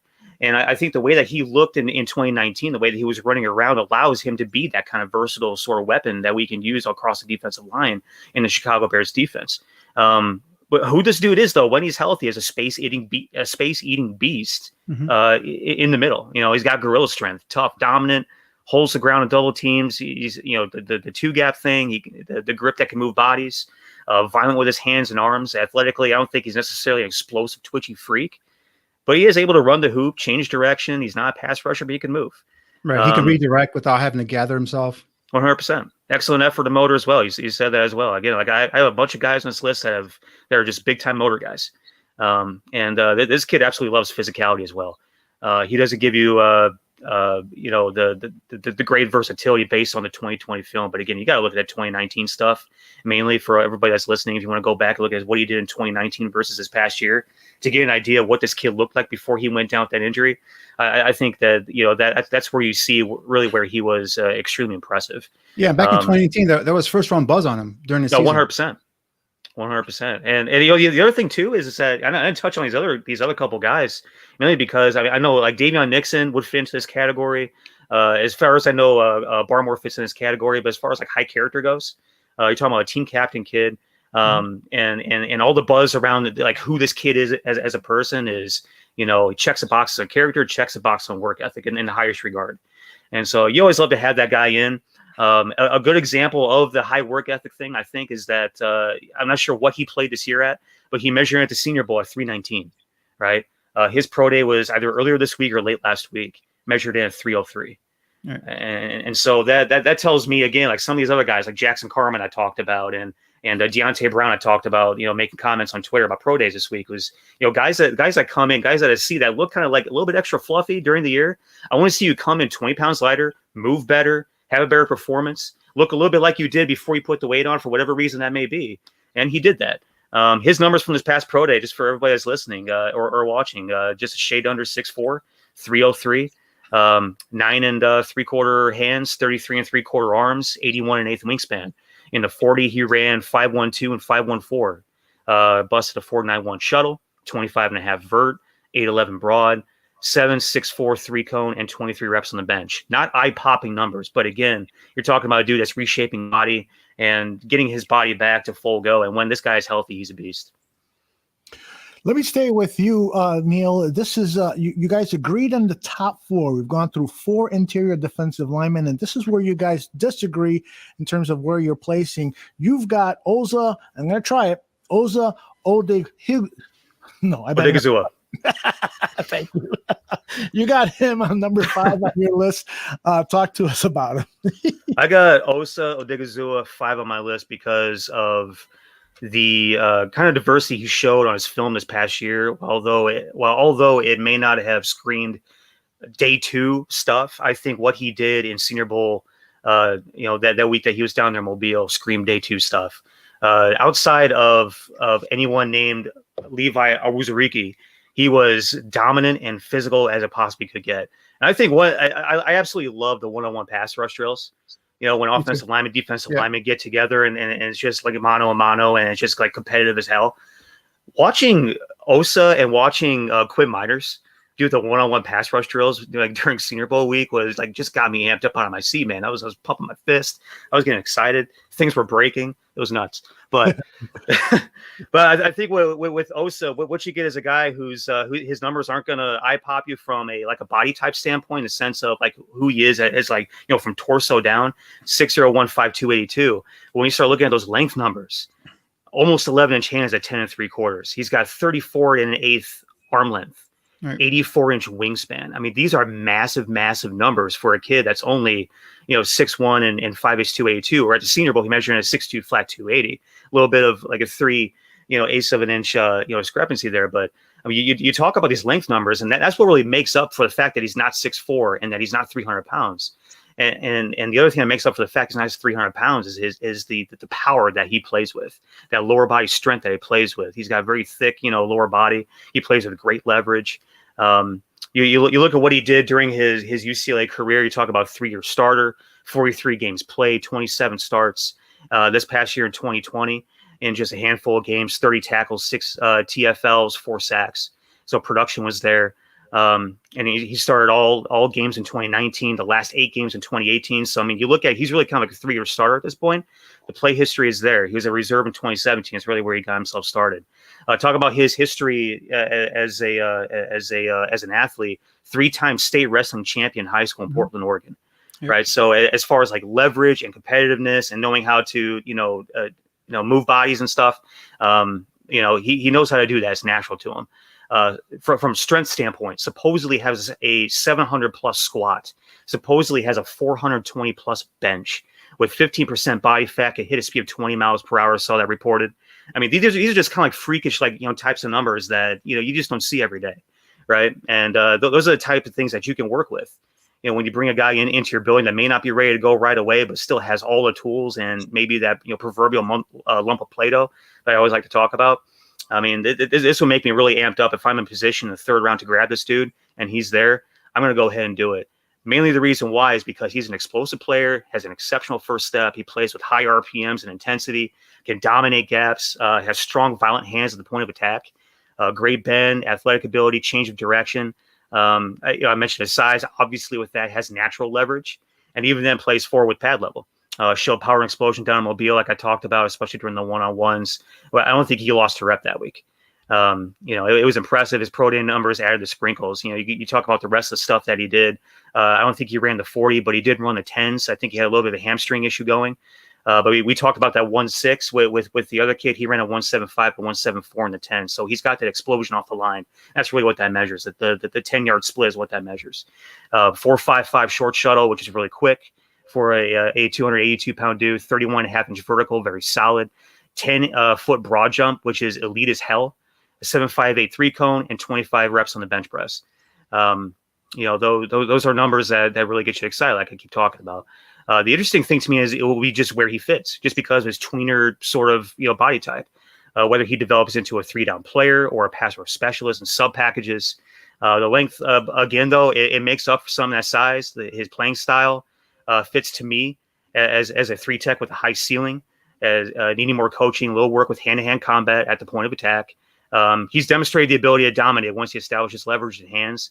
And as a gap shooter, he's damn near, lethal and unstoppable. So he gets me really excited in a lot of different ways. I think there's a little bit of a developmental thing with him, but the kind of numbers that he puts up, I think lends him to be probably like the late end of day 2. Yeah, Neil, too much touching all my positives on the kid. So I'm not going to rehash all that, but just a couple of things that why I have him lower on my list is I looked at him initially and I looked at this guy's at 3 technique. This guy's is going to be in a 4-3 defense. He's not going to be a scheme fit for the Bears. However, when you go back on his tape, you look at how effective he is at the line of scrimmage. Look at the way he crashes, he penetrates, gets upfield, gets pressure on the quarterback. And then you look at his build, he's 6'2", 280. But he's got those 34-inch arms. So that gives me some hope that, maybe they might put him there at a 5 technique. But honestly, I just look at the kid. It's not that I don't like him. I like the kid. I just think he's not an ideal fit for the system in terms of his size. But you mentioned all the accolades in terms of his wrestling championship in high school. His brother plays for the Giants, so he's got a brother in the league as well. And one thing that surprised me, Neil, was his bend. For a guy 280 plus pounds, his bend around the corner. He showed some bendability, so that also kind of impressed me as well. So that's why I added him on the list. But I don't know schematically how good of a fit he is would be with the Bears. Well, guys, let us now move on. I'm going to stay with you, Danny. At number 5, you had Tyler Shelvin, the kid from LSU. Tell us about Tyler. Yeah, this is another kid, a one-year starter. This guy opted out this past season, didn't play, but I really wish he would have played, because if he would have played, I think he might have had a chance to go, late day 1, early day 2. But another highly touted 5-star recruit, a consensus number 1 player coming out of Louisiana. Another guy that played basketball in high school, so he's athletic. Played 20 games in his career. Like we mentioned, that just a one-year starter, 13 starts in his career. He's just a squatty, powerful frame. That's flexible. He's got solid feet. He can move laterally, show some spring in his legs with good ankle flexion. Springs out of his stance with solid straight line speed. He plays mean. This guy's got some nasty in him. You see him. I don't know how legal it is, but you see him decleating some offensive linemen downfield. Strong for his size, can maintain his ground and help clog up the middle. He's quick off the snap. It can engage quickly and shock the center with disruptive, his abilities. I put on the Alabama tape. I think you might have it there. And he's given Landon Dickerson, who I think, Neil, is your top center, a hell of a time the whole game through. In terms of a run defender, he's a space eater, someone who can occupy blockers. He bends his knees. He plays with leverage. He's able to stack, locate, and shed, wraps up and rips down ball carriers. This guy potentially could be a physical, dominant force inside a 3-4 defense at nose guard. He can be an immovable object in the middle of a defense. And this is one of the guys that I targeted as possibly a guy that could fall maybe into day 3. That might be wishful thinking on my part, but a guy, if he's sitting there in the 4th round, you pick him up and it's a nice compliment, nice backup to Eddie Goldman. So that's one of the reasons why I'm so high on this kid. And I think, again, if he did not opt out, if he played this year, I think we're talking about a guy who's going to go in the 1st, 2nd round. Yeah, absolutely. I was, again, like some of these other guys, Ozariki, him, I was excited about seeing these guys play. Him not playing just kind of broke my heart a little bit, because like the way that he went up against my man Landon Dickerson, in 2019. You talk about guys that go, head to head, 1-on-1, mano a mano. I mean, that's an exciting matchup. You go back and watch that tape, I got excited all over again. But Tyler Shelvin, I have him exactly where you have him, Danny. You hit on every single note that I have. I think he's probably going to be like one of the very first picks taken in early day 3 as a 4th round guy. It's amazing for a guy that I don't know where the hell he's going to measure in next week for LSU's Pro Day. Right. I don't know what the hell he's going to look like. I'm going to ask a couple guys to go ahead and try and snap a couple picks for me, just so I can get an idea of his body type, because that's the biggest question. He's always been like big as hell for no reason. Right. To be honest with you, like when he was in high school, he tipped the scales at 370 pounds. And I talk about the high school thing because I think that speaks to the kid's his ability to handle adversity as well. He's from Lafayette, Louisiana. And really like kind of like in the middle of nowhere outside of Lafayette, Louisiana. It's not like he was in the middle of Lafayette, right? He was in the middle of nowhere, Lafayette, Louisiana. Started off at a high school that had a lot of moving pieces and issues, and coaches leaving, and he really wasn't in a structured environment, right? Which is why he was allowed to play one time at 360, 370 bills. They got him into a small private school way outside, like west of Lafayette, Louisiana, in the middle of nowhere, which is also in the middle of nowhere in the boonies. And got his weight down, was better for his ability to get out of high school and get to the college level. But my point is that he's a long way from where he's from, type of guy, right? And yeah, he still is come a long way from where he's from, even since he first got to LSU, because he's only played really 1 year. And so like next week, I think that pro day is going to be huge for him, to see what he weighs in at, how he looks, what he runs, how he tests, all those different types of things. With an amazing year this past year, he probably could have easily been a 1st round pick, but with all the question marks, I think that's why he falls to round 4. But I was looking at him as a potential replacement for if Akeem Hicks or Eddie Goldman weren't able to play. I think he does have a little bit of that diversity. He is a 2-gap guy to me, exceptionally high motor, as big as hell as he is, which. The double-edged sword of that is that he gasses out quickly. So he's definitely a 1 or 2 down player unless he's able to get his conditioning back up to the level to where he can play 2, potentially 3 downs. But he controls the middle of the line of scrimmage, and he's physical and he's violent. I love all those things about him. He's a very interesting player that could easily still move his way on up these draft boards between now and a month from now. But the couple of things that with his ways is listed about 340. If he is 340, he's not a sloppy 340, right? There's some guys he's that not just sloppy 340. Yeah, he still carries his weight well. The other thing you mentioned about some of the things he's got to work on. Yeah, he was pulled on obvious passing downs at LSU. So he's a guy that's predominantly right now is going to be a 2-down run stuffer, if you will.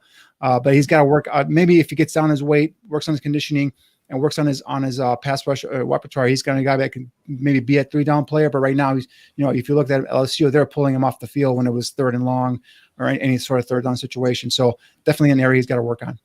Right. I don't know, Aldo, if you have that clip of him decleaning Deontay Brown, but that was watching Deontay Brown, who's also tip his scales well over 350, get depleted. That was amazing. I haven't found it, but I'll look for it, and we'll see if we can squeeze it in before the end of the show. Why don't you guys take us to the next guy on our list? It's Jay Tufele from USC. Danny, you want to do it? Yeah, Tufele's a guy I really struggle with. This is a guy, another one opt-out player, 1-year starter. Again, this is a theme that we talked about with this group here. A lot of 1-year starters opt-outs, but he's got an interesting background. He's got a background in rugby. And back in high school, tore a foot ligament.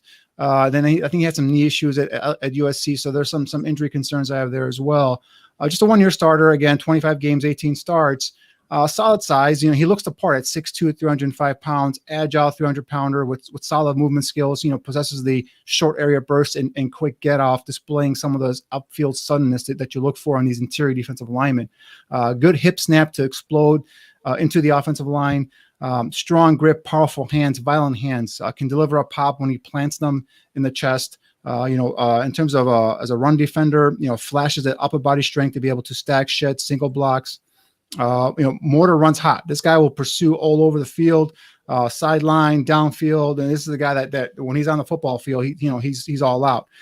For me, this is a strong, athletic interior defensive tackle, probably in a 4-3 scheme because of that size. I don't have the arm length on him, but I think he's 6'2", 305, a vert of 30 reps in terms of on the bench, which is pretty good. 7.773 cone, which indicates some of the things that I noticed was some of his change of direction issues he has. But for me, he's going to be an interior defensive lineman, like I'm better when he's slanted, more like a 3 technique, if you will. He's got the athletic ability and straight line burst and agility to go ahead and penetrate gaps, create some plays in the offensive backfield. So again, scheme fit, I struggled with him with the Bears. There are some things on tape. I talked about some of the ability, lack of changing directions quickly and all that stuff that kind of worried me a little bit. But again, mainly for me was 1-year starter, opted out, didn't have much tape from him last year at all. And then I just don't know how good of a scheme fit it would be for the Bears. Yeah, I was kind of the same way. I was struggling with this evaluation, guys. The things I absolutely loved about him are similar to a lot of these other things I loved about some of these other guys. The toughness, the scrappiness, the aggressiveness, the motor, the quick and violent hands, nonstop feet, explosive get off. But I mean, all of his athletic ability and his explosion, it's all straight ahead stuff.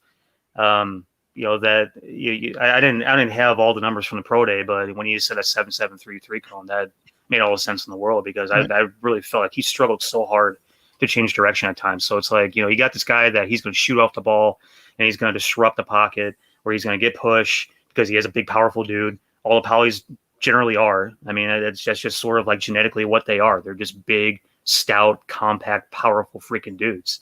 And that's what you love about those guys. And but I mean, honestly though, I did see a lot of rugby in this kid too, though. The way that he moves in the open field, he looks like he looks like a scrummer. It's kind of hilarious, to be honest. But he's a guy that's got a lot of work to do. I think he's definitely a developmental guy, especially for the Bears. He's got to work on his leverage. He's got to work on his combat arsenal. He made a lot of plays at USC based on his play demeanor. He's not a guy I'm going to invest in early. There's a lot of talk about this guy also being a potential first round guy or early day 2 guy. I don't necessarily see that at all. Not for me either. I don't see that. But I mean, hey, he's got violence, he's got explosiveness, he's got disruptability. I can see him maybe being a late day 3 guy, but like to me, based on his production, based on his pluses, and his upside, I see him being probably around 4 guy, early day 3.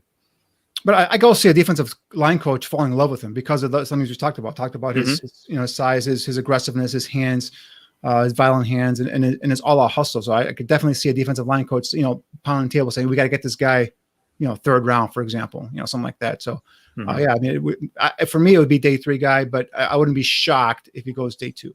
Right. All right, excellent. Niel, why don't you take us to the next guy? You've got the kid from Ohio State, Tommy Togiai. I think it's Togiai. Togiai, you're right. Yeah, Togiai. So I am. Go ahead, please. Another poly, man. I love these polys. I'm telling you. This one's from Idaho. That's the first kid we talked about so far around the country from the state of Idaho. So shout out to you, Idahoans. 4-star high school prospect out of Idaho. The first time I've ever seen out of that. Idaho. Yeah. Right. Alabama just got a tight end committed out of Idaho, 4-star prospect. So other than potatoes, I don't think any of those came out of Idaho. So yeah, this Tommy kid, another guy that's not going to be physically impressive from a standpoint of length or anything like body type style, like torso style, 6'2", 300. But again, like the genetics of these guys, stout, compact. His pro day is going to be next week on the 30th, I think. And so we're going to try our asses off to go ahead and get some numbers out of that pro day. But you talk about what he did in 2020. In 7 games, had 23 tackles, 4.5 for loss, and 3 sacks. Talked about his boxy body type. He's a 3-down player that really developed after 2019, in my opinion. He's a guy that's quick off the ball. He's got great burst, like his leverage and his lean that he plays with. Very active with his hands. Always has his feet moving. Above average lateral agility. He's physical and gets pushed up front. Takes on double teams. Another excellent motor and effort guy. Plays sideline to sideline. I love these dudes. Always chasing after the ball. I think that's really the best part about Tommy. He brings a lot of consistency to the table. Having said that, I mean, you can turn on any game, whether it be from 2020 or 2019, but specifically 2020. If you want to look at the recent stuff, look at any of the 7 games that he played, right, and you'll likely see the same thing. He's a guy that's going to play hard. He's going to play with great leverage. He's going to be active with his hands. He's going to run to the ball. Talking about guys that defensive line coaches fall in love with. I mean, the reliability of this kid is huge, and I see this kid going probably early day 3. Yeah, for me, quite honestly, I was shocked he came out. He's a junior. He had another season to go back, and he was part of the defensive line rotation at Ohio State back in 2018 and 2019. Again, last year was his first year as a starter. He only started 8 games because of the shortened season. Again, athletic interior defensive tackle. With the agility, the ankle flexion, the short area burst, and an active body. Like some of the things we liked about this guy. High effort, competitive player. Niel touched on it. Guy's going to chase sideline to sideline down the field. He doesn't give up on a play. Very quick off the ball, shooting into the gaps, disrupting the backfield. The guy's a power rusher. The guy uses his hands to go out and swipe through it, and his feet never stop charging. He keeps coming. A lot of his pressures were basically just effort, from him not stopping his charge. Versus the run, solid strength at the point of attack. Along with the feet to move laterally and shadow the action. He gets into the offensive lineman's chest and he walks him backwards. He uses that half man technique where he frees up one arm and uses the other arm to kind of hold off the blocker to go ahead and aggressively fill his run assignment. So I like seeing some of that stuff. Control blockers while, simultaneously moving sideways and then sheds, makes a tackle on the ball carrier, demonstrating his athletic ability and his balance to be able to maintain his feet. Again, we talked about the hustle, his ability to go all over the field, and again, from scheme fit, we're talking about same thing with some of the other guys, right? 4-3 defensive tackles where I see him at. He's listed at 6'2", but probably going to come in around 6'1", 6'1.5" is my guess. But he's got, he's a 4-3 guy, solid upfield burst, penetrating the backfield, play hard. The guy for me is he's undersized in terms of what I'm trying to put into the Bears scheme. He's undersized with average arm length at best. Needs to add some of that to his lower body, get stronger there, so he can, because he gets absolutely bullied by double teams. So as a guy that doesn't maintain his spot, or his ground when he gets double teamed. So, just a guy that again, surprised he came out. But he's probably going to go day 2. I'm thinking is what I've heard about him. Some teams like him. Some teams like his ability, his like I said, his violence, his competitive toughness, and all that stuff. So. I've heard some stuff in terms of with Jay Tafai, the guy from USC, also in terms of his off the field character. So we'll see how this goes. But with this guy, I think for me it was just shocking he came out. And then second thing is he's not a guy that's going to be a nice fit for the Bears. So that's why I have him actually 10th on my list. Excellent. And you've got number 7 on your list, Peyton Turner from Houston. Talk to us about Peyton Turner. Yeah, this is a guy that I absolutely love, man. I first saw him at the Senior Bowl. First laid eyes on him at the Senior Bowl, and I'm gonna tell you guys right now. I'm projecting here, right? So this is the guy that I'm seeing some projection here with him. First of all, his background: basketball, high school player. He's a 3-year starter at Houston. A team captain in 2020, where he played what they called a hybrid banded position, where basically what they had him do is they rushed him from either a 2-point stance as an outside linebacker, and also had him with a hand in the ground as a defensive end too. So he shows he could do both. So is that scheme versatility. Very good size. At 6'5", 270 pounds. That's 35+ inch arm length, 10 1/4 hand size. Has a long first step and good initial takeoff speed. Easy mover, athletic. Possesses what I call a live body. Quick to locate and find the football. That mental processing part of it I like a lot about him. Plays hard and is a physical, highly competitive football player. He can get upfield and generate a rush. He shows the ability to go ahead and bend around the edge. Surprisingly for a guy his size, he can dip his shoulder, get skinny, and get through the gap. He can, get below the tackles, the offensive tackles, pad levels, and slip through into the backfield. He can play long by pressing his arms, pressing extending his arms, pressing the offensive lineman, and then use that arm over technique to go ahead and get past the offensive lineman into the backfield. Strong, active, violent hands. I see him use a swipe move, a rip, an arm over move. Solid strength at the point of contact. Physical wrap up tackler. This is a guy that can flatten down a line of scrimmage and chase a running play from the backside of it as well. So again, he's at 6'5", 270. If you add about 10 to 12 pounds on this kid, make him about 280, 282 with those long arms, I think he's an ideal 5 technique for the Bears. And he's got that physicality. He's got that competitive toughness that I want to see. You give Akeem Hicks this kid to go ahead and tutor, put under his wing, and I think you're going to develop a nice, very, very nice football player. Talk about some of his pursuits. Like I said, another guy that's going to play high mortar, plays all over the field. And when he gets there, again, he's a physical wrap-up tackler, 35-inch arms. Guys don't usually get out of his grasp. So he secures the tackle and brings guys down to the field. So I totally love this kid. And I think he's going to go in the first 3 rounds. I don't know if the Bears can afford a draft pick on a defensive lineman, but if they do, this is a nice pick to go ahead and, like I said, I am projecting here a little bit, but nice. He's got the big frame where you can add another 10, 12 pounds on him, get him up to about 280, 282. And like I said, with that size and those arm length, this guy could be a nice 5 technique. Danny, does he remind you a little bit of Roy Robertson Harris in terms of his physical size? Roy Robertson Harris came to the Bears at, I believe he was was it 270 or 250? He was very, remember, yeah, he was like light. He was a defensive end. And then he left at 292. So they added about 20 some pounds of muscle. Yeah, it's a good point. Robertson Harris, I think he's taller. I think he was a 6'7". But this guy's 6'5". But yes, that's another guy you can put about 10 to 20 pounds on him. And now you got a very stout physical 5 technique that, again, shows the athletic ability to be able to bend the edge and get down and create a pass rush. So the length, the size, the athletic ability. Like I said, when I saw him at Mobile, and then I went back and broke down his tape, I'm like, this guy would be a nice fit along the defensive front. Neil, what do you got on? This is one of those freaky deaky dudes, man, that you just can't turn his film off. I mean, it's absurd just watching this guy run around the field and make plays. He's a creature. It's what it's what I call these kind of guys. He's a creature. And I really don't know what the hell he's going to be. To me, he reminds me of Chris Jones. That's what he reminds me of. And you know, Chris Jones, before he joined our program down in Mississippi State, you know, he played in the Under Armour All-American Bowl at 6'6", 270 pounds, and was doing shit like this, right? And you know, between then and when he left, you know, he put on, you know, 30 some odd pounds on a really lanky basketball player looking frame. And you know, now he's, you know, winning Super Bowl rings with the Kansas City Chiefs. So I think there's a lot to be said for a guy with that kind of frame, with the kind of weight that you can go ahead and put on him in the correct way, and have a really twitched up, long, athletic, explosive, you know, type of beast, you know, that you can play inside or outside or wherever the hell you want to play him. Because I mean, the kid's an avatar. You know what I mean? He can pretty much go anywhere he wants to right now. I could have easily talked about him on the Edge Rusher day, the Edge Rusher show.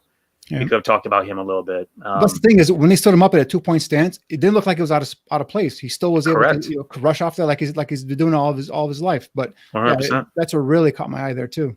Yeah, 5 games played this year, 25 tackles, 10.5 for loss, 5 sacks. So I mean, productivity wise, I mean, he does something to help the team win every week. Absurd length, love the motor COD. I mean, I can go on and on and on about all the positives.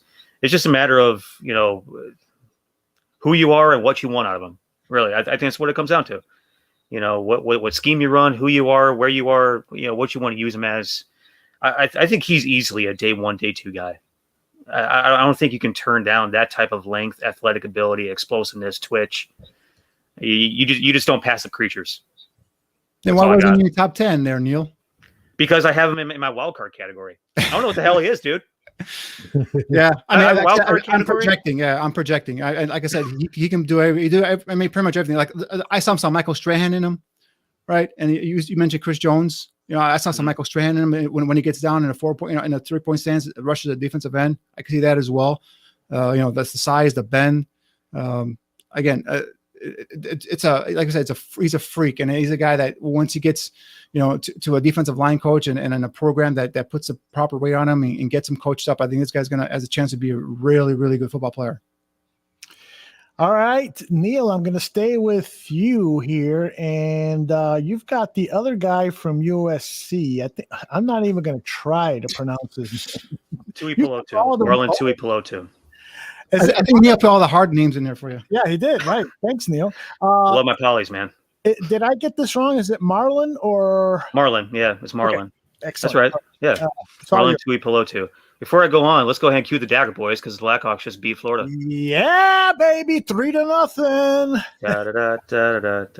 Just keep him away from Tampa Bay. That's all you got to do. Yeah, and I'll just use that as a moment to say that we've got a new Blackhawks podcast coming up any day now. Oh, hey, how about that segue? Yeah, how about it? And I am really, really psyched about this show. It is. I'm not going to talk too much about it tonight. I'm just going to say that if you're a Blackhawks fan, you're really going to need to turn on to this show. Follow our Twitter account at Bears Barroom or our Facebook page, Barroom Network, and you'll get all the details. It's going to be premiering very, very soon. And it's going to be a really red hot show. Niel, take us through the kid from USC. Marlon Tuipulotu is a guy that I have going early day 3. He was a guy that was down in Mobile, had his pro day yesterday. All the measurables are really like spot on from Mobile to yesterday. 6'0", 170, just a hair under 6'2", 307 pounds, 10.5 hands, 32 3/4 arms, 81-inch wingspan. Solid numbers, very proportional. And you know the type of arm length and wingspan that you want to see at least on the low end from a guy that's, you know, about 6'2", just a little over 3 bills. He's a guy that went 4.69 a short shuttle, 30.5-inch vertical, 8.7 on the broad, 7.69 cone, and 30 reps on the bench. So as far as like the agility numbers, not great. The bench numbers exhibit the strength that you see him play with. Right, he's another one of those guys that had the whole hammy issue going on, so he only did 10s, and I believe he was in the 175, 177 range, which again, as far as like lower body strength, very good, explosive, right? As far as his 2020 stats, 6 games played, 23 tackles and 2 sacks. You know, production was just kind of average. Build's kind of average, but I think what this kid brings to the table is toughness, physicality, violence. He has a violent shock and rip that you see him play with consistently. which just tells you everything you need to know about, his upper body twitchiness, his strength and violence, his upper body explosion, and his strength at the point of attack. I mean, he plays with really good leverage as well. One of these guys that just definitely does, even though he's not the most agile dude or the biggest dude, he doesn't get punked around because he is just such a compact, strong guy. He doesn't create a whole lot of disruption on his end. I think he kind of lacks the athletic and physical dominance that you see from some of these other guys that we talked about, but he's got a very solid presence inside. And I think he's going to be, at the very worst, a sound backup at the next level. I don't think he comes in and he's a starter right away, but he's going to at least give you a lot of snaps for your defensive line. I think he's got a chance to really grow into something, but he's a guy that's going to have to develop a little bit, work his way up the ladder. But I think when it comes down to it, he's a guy that you love his violence, you love his strength, you love his toughness. Just one of those classic guys that, you just love the way he plays the game. Yeah, in terms of me, I didn't put him on my list because I had him on initially, and I looked at him, and I had some concerns. For me, particularly, in terms of a run defense, I think he's a guy that get knocked off the ball 2 or 3 yards down the field every time. I was watching the UCLA game, and he was really manhandled there in that game. He's got some athletic ability in terms of his lateral agility, movement skills, active body. Doesn't have a pass rush game plan for me. He's just a guy that just kind of just goes at it. He's got some active hands, just kind of wails his hands all over the place, but doesn't really show anything in terms of a pass rush move for me. 6'2", 305, 32-inch arms.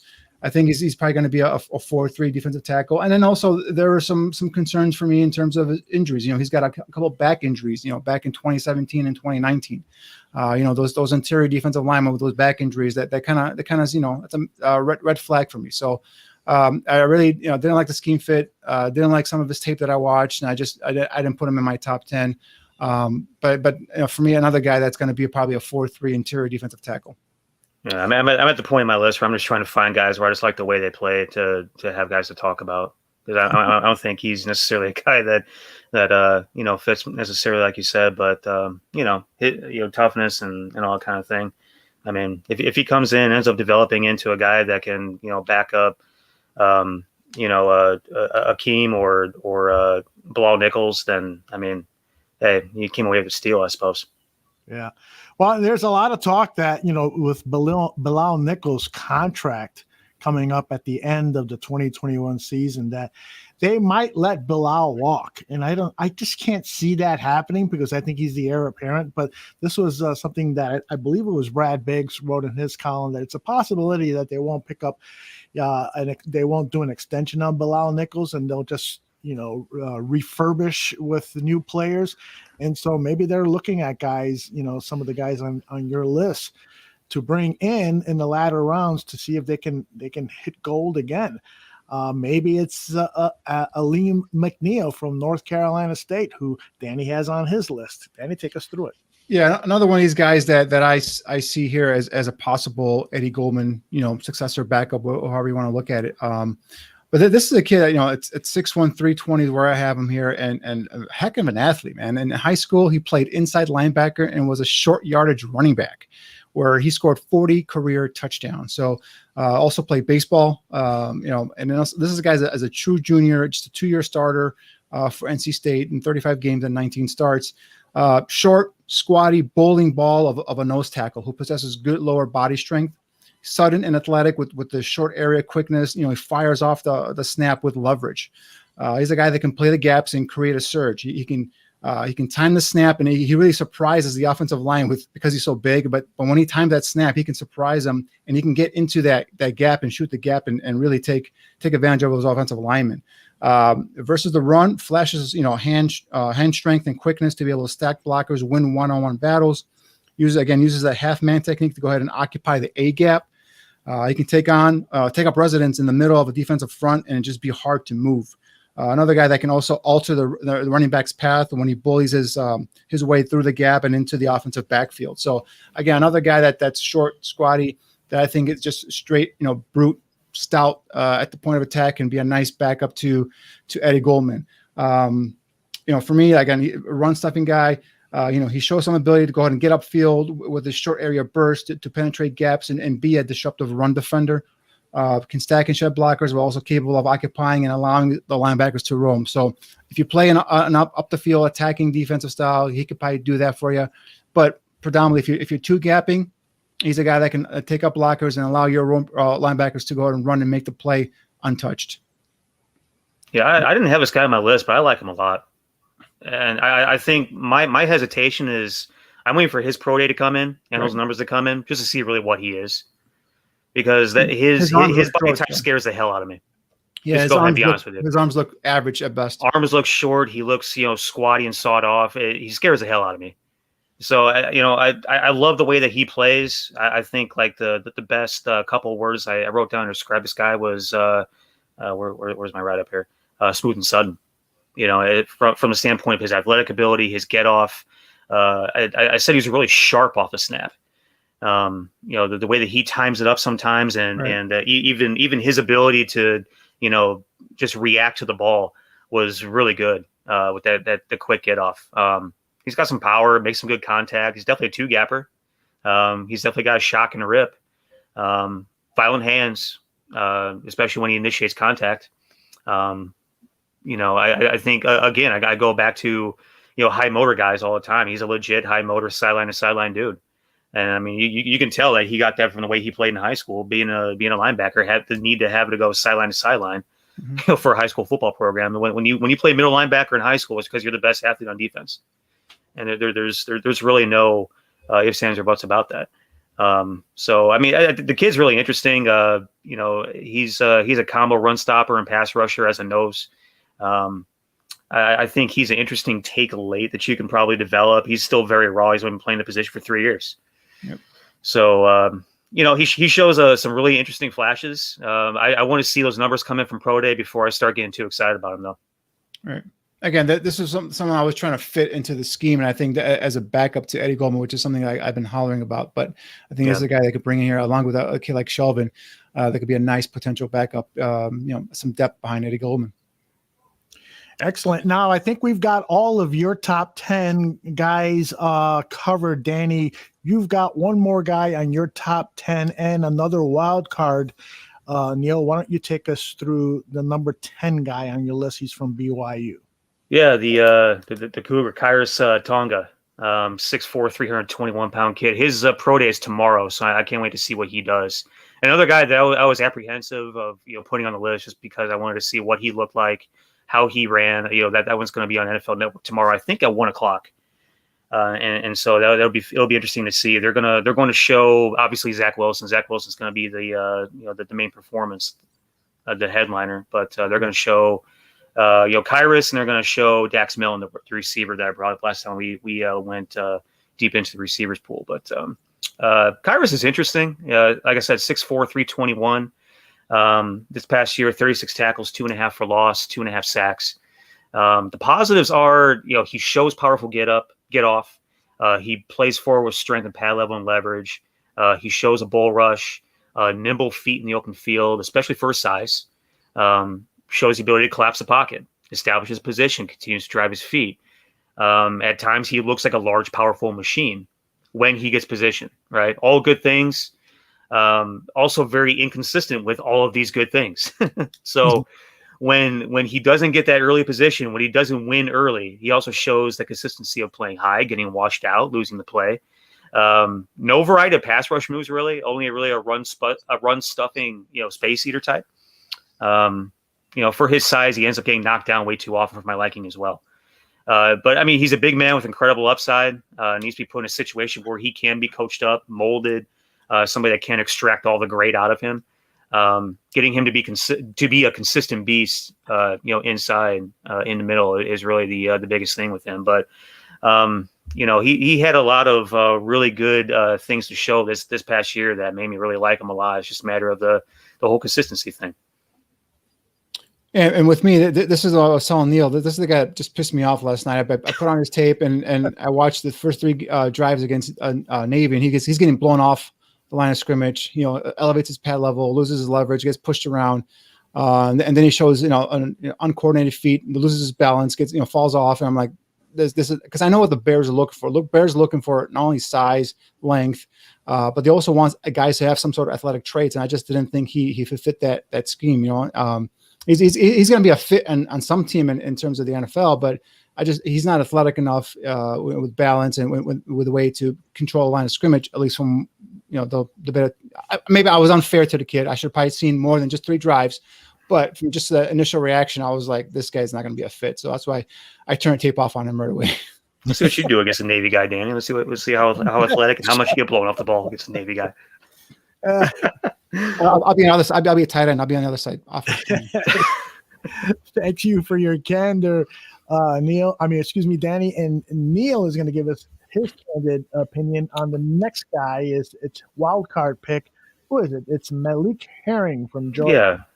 Malik Herring was a wild card to me, and he was a guy that I talked about a little bit during the Edge show. I'm going to talk about him a little bit tonight. I couldn't find all my notes I wrote down on him. I didn't have time to go back and look through the games, but like to me, he was a guy that I thought was twitchy on the edge, a really nice pass rusher, but also showed a lot of like strength and toughness, and physicality, explosion, all those different types of things. Had a really solid, Senior Bowl week. He was down there.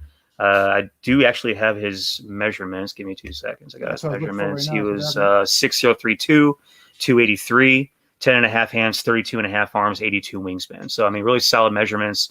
Really nice body type, really, honestly. If you look at it, he still has what looks like a frame to add some weight on. I had 2 wild cards in this class to me. And the first one was Peyton Turner, who I think is just a freak beast, a creature, an avatar. And there's Malik Herring, who I think that really gives you a lot of flexibility in the way that you use this guy, because you can probably use him in a 2-point stance. You can use him with his hand in the dirt. You can use him as a pass rusher. I think he still even has probably the athletic ability to go ahead and drop as well. So, the interesting thing about this kid is that his versatility that he presents, and the fact that he doesn't really fit into any particular position dichotomy.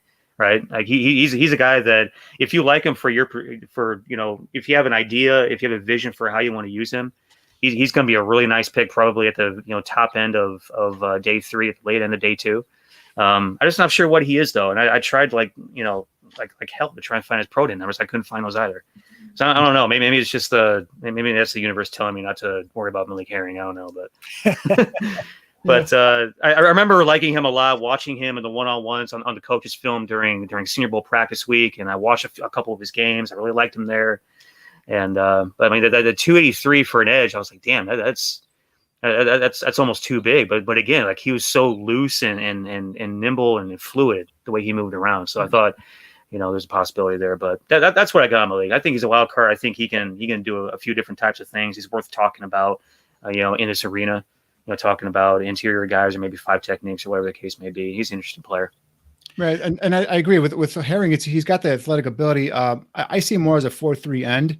That I would like to have longer arms, especially if you're going to be a 283. It's got to be a 33 plus inch arm length now. Cause I mean, typically with 5 techniques, it's got to be 300 plus pounds, but they brought in a Mario Edwards, and he's a 81 pound guy, but he's 6'3", 33 plus inch arm length. So I think that's a kind of prototype. If you're going to go guys like this, they got to fit that profile. So the other thing is he tore his ACL at the Senior Bowl practices. So that's another guy who's recovering from an ACL injury. So it's another reason why he's probably I took him off my list as well. So no, you're right. So, that's why I couldn't find his pro day numbers. There you go. Sorry about that. There you go. Boom. Alex Sims, is wondering about Milton Williams. Is he somebody that you've scouted? He says he's the perfect 3-4 end. He's got some more information here. 6'3", 285. He had his pro day today, so that's why he's got these great numbers. 39-inch vertical, 34 bench reps, 4'6", 240. Wow, just an upside guy that didn't have the production, but man, yeah, those numbers are pretty impressive. Have you guys had a chance to look at this particular player? I haven't. I don't know if Neil has. A little bit. I was able to catch a game earlier today just to sort of cross some I's and dot some T's, so to speak. But he in the I forget which game I watched. To be honest with you, it might have was it Houston? I forget which game I watched, but he wasn't wildly productive. And so I gave the guy a game and he didn't really do too much. And so He was another guy that was in the middle of looking for all the pro day stuff as well, since he had his go today. I didn't see any. I didn't have time to really even look at a whole lot of social media stuff either. So I'm not sure what anybody said about how he performed or how he looked, or if the scouts were oohing and awing with wide eyes and drooling mouths, or any of the case, whatever the case may be there. But he's definitely a guy on my list, and a guy that given all those numbers, I need to do a hell of a lot more homework on. Well, and correct me if I'm wrong, guys, but isn't the defensive line, interior defensive line, kind of the hardest tape to find on certain guys and information as well? It's almost like an underappreciated position on the football field. No, it really is. I mean, you talk about offensive linemen being underappreciated. The interior defensive linemen are kind of the same way, because no one appreciates the fat guys unless they're scoring touchdowns, right? I mean, let's go ahead and be honest about that. So I love it. Alex, thanks for the info on that particular player, and we will look at some more tape and have more information down the line. All right, guys. I think we've covered everyone that you wanted to spotlight on this show of interior defensive. There was a couple players I don't know. We could put wild cards in, right? So now that we have some wild card options, there's a player. I don't know if you've looked at him yet, Neil. But again, just a guy. I just caught my. I was watching someone else, and he caught my eye, and it's Daryl Slayton from Florida, or TJ Slayton they call him. Yeah. Again, just a 2-down run stuffing guy, but you just can't miss that size and his athletic ability for a guy 300 plus pounds. I believe his numbers are, I think he's like 6'3", 6'4", 346. I'm saying top of my head here. I don't know exactly what they are, but he's in that range. I know he lost 6'5", 340. Yeah, so he lost about 30 some pounds coming into the season. Again, another guy, 1-year starter, but I got really impressive. Just dominates in the middle of that defensive line. Takes on double teams and is able to stand his ground. So another guy that caught my eye when I was, scouting some other players. So that's another guy that he's probably not going to, he doesn't have the athletic ability, to move laterally and all that stuff. So he's not going to be a pass rush guy and anything, but he's a guy that, maybe late day 3, maybe even as an undrafted free agent, keep an eye on him. If they bring him this guy, and he's got, I think, can play a 5 technique. And I also think he could play in a pinch. You put on some weight on him. I think he could play some nose tackle as well. So TJ Slayton from Florida is a guy that I keep my eye on. You got another 340 pounds. You want to put weight on him? That's probably the right way to say it, but good weight on him, just to get stronger in his lower body. That's what I'm trying to say. Yeah, I did get a pretty decent look at him. 45 games played throughout the course of his career, 14 starts. From a production standpoint, 98 tackles, 3.5 sacks, and so that's not great. Yeah, he's gonna be a run stuffing guy. Right. So yeah, he's a 2-down player. He does flash some really interesting stuff though, from an athleticism standpoint. He shows leverage and power in doses. He's a bull rush. He does have a swim move, but he's a bull rush, type of dude. He's just, really wildly inconsistent with arm and hand technique and power with those, types of techniques. Struggles with balance and dominance. Right. Really stiff in his lowers. At times looks like he could be a high motor guy, but he doesn't really give that kind of an effort that you would see out of a Goldman or a Hicks. Guys like those guys just play their asses off. I don't necessarily see that from this kid. I was watching his tape, and I thought I was watching Khalil Mack, because every time, not Khalil Mack because of his skill set, but Khalil Mack because every time you look like he's being held, and he's flailing his arms, looking at the referee like, where's a holding call? And just because he's so powerful and physical at the point of attack, the guys are just holding him all the time. So, but yeah, he's not going to be an athletic guy that's going to be moving laterally, all that stuff. But he's just going to be a guy who plug in the middle of your defense and just be able to stop the run. That's a guy that kind of caught my eye there too. Again, not a guy that's going to be drafted early on, or maybe not even drafted at all. Who knows? But definitely a guy, maybe as an undrafted free agent, a priority guy you can bring in here and just have him compete for a roster spot. Yeah, he's a guy that I have going in 7 just based on, size and, the flashes that he shows. All things being equal, he's probably an undrafted free agent type of guy, but how these guys are. They see a guy with big size and right. Leverage and, shows a little bit of power, flashes here and there. Let's go ahead and just bring him in and see what we can do with him. Another guy that's kind of similar to that is like Tyrone Truesdale from Auburn. He's just another big dude that flashes. I think he's got better athletic ability than Daryl Slayton. another SEC guy and he's a little bit more versatile, I think, than Slayton too. He's played it, in a couple of different spots across the defensive line in Auburn. But I mean, he's mainly a nose like type of dude to me, and he's just a big body dude. I think both of these schools have their pro days next week. So, again, like two more guys that, Truesdale probably more so than Slayton.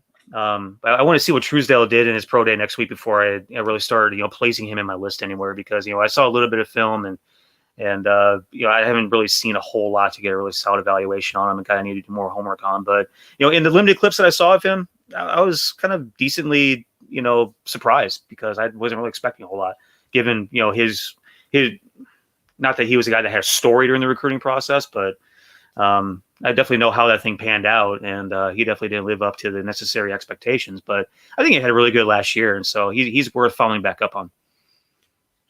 Danny, do you have any other wild cards in your bag? No, not right now. Okay. You don't have any 11 A's or 12 C's or anything? That's right. See, I was scalded for that, so I didn't bring any more. I just brought 10 guys. Who scalded you? The GM, the guy who hired me, was scalding me. Verbally scalded me. All right, let's turn our attention to what's happened in the last few days with free agency in the Chicago Bears. In my opinion, a number of pretty decent signings here. Unfortunately, I think since the last time we talked, Kyle Fuller was on the roster. He's no longer on the roster. So first, your thoughts on the release of Kyle Fuller and the fact that he is going to the Denver Broncos.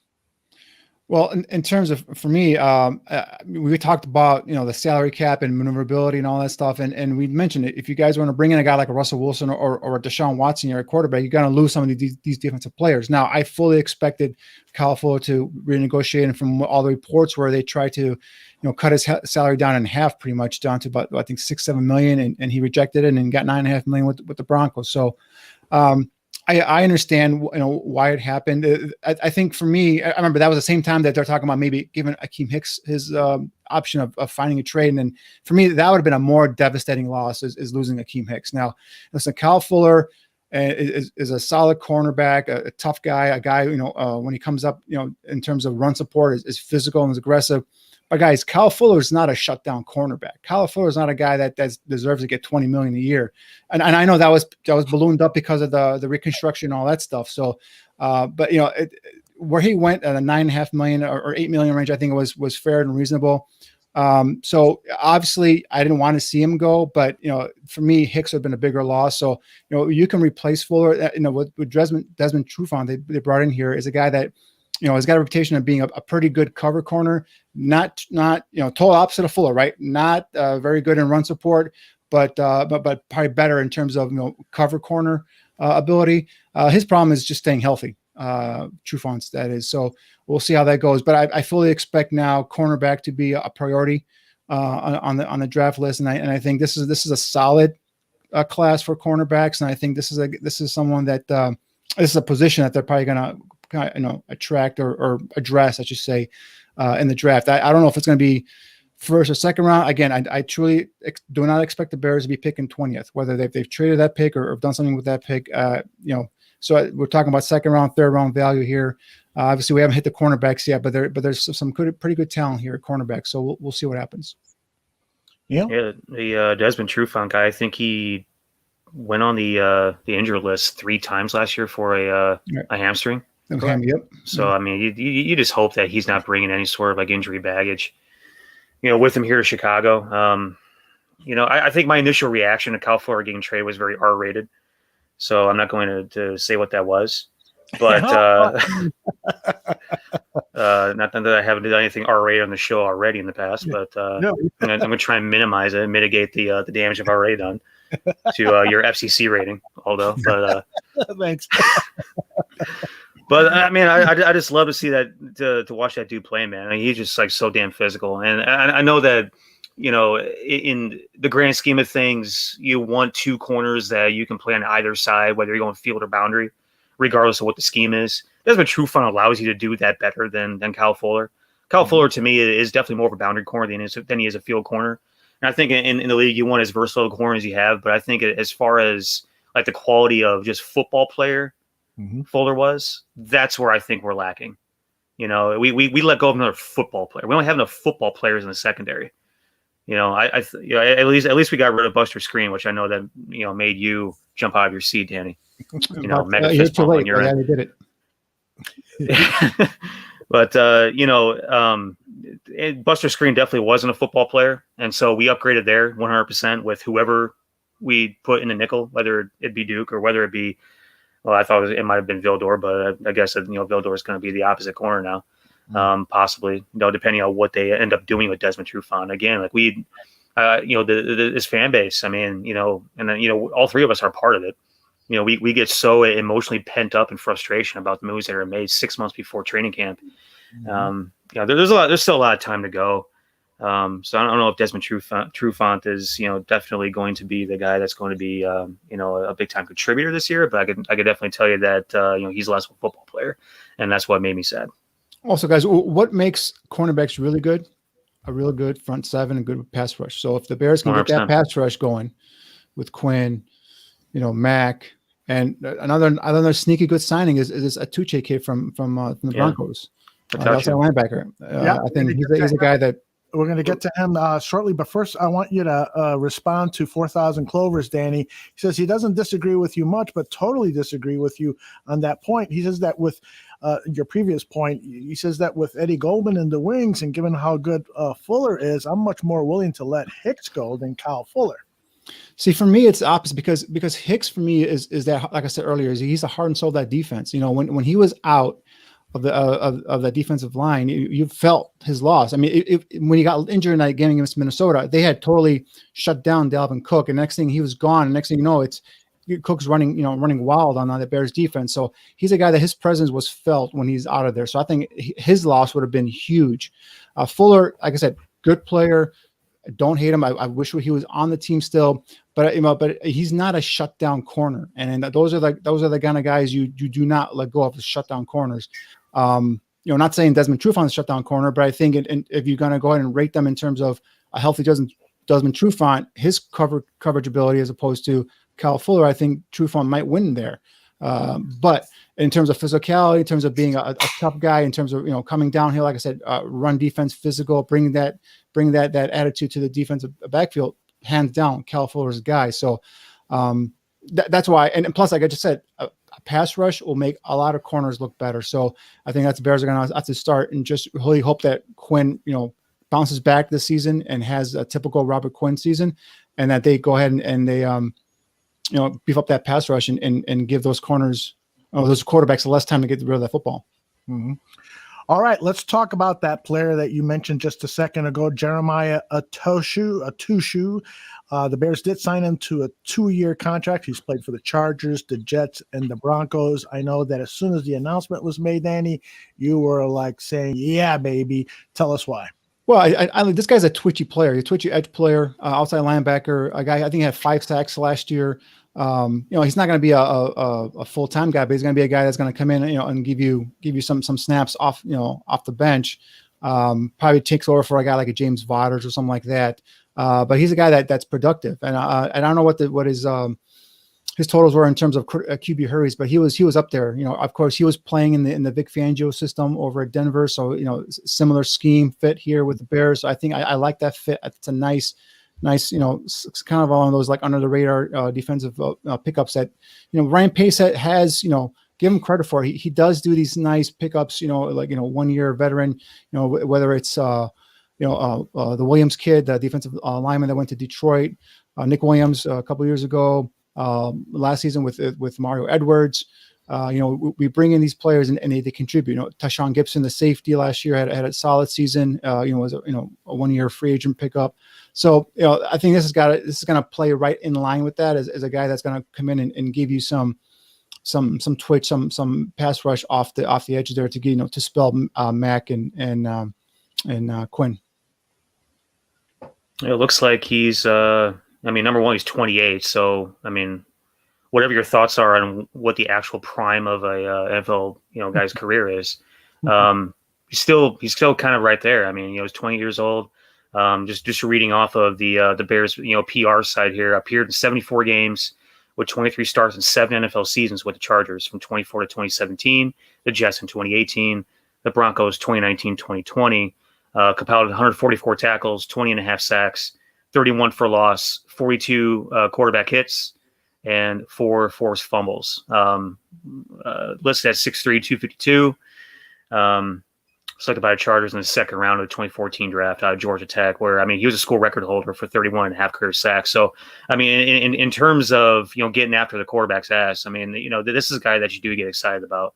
And I really honestly think that this was a little bit of an insurance policy, to be honest with you, just in case Robert Quinn had another year where, he's getting blocked by lawn furniture. This is a guy that you can bring in to, add a little bit of something to the other side of Khalil Mack and the other side of, that interior, defensive line, which can already cause enough havoc as it is.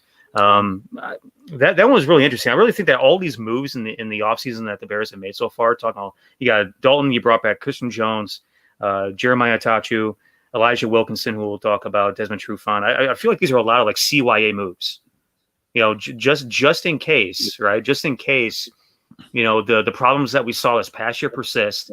And then also just in case they go ahead and mess this draft up in a year where they have to win now, sort of, mitigating the blowback off of, taking guys that don't end up being dudes. We drafted this guy who ended up playing a bunch of snaps, or we signed this guy that ended up playing a bunch of snaps. So how could you possibly, criticize us?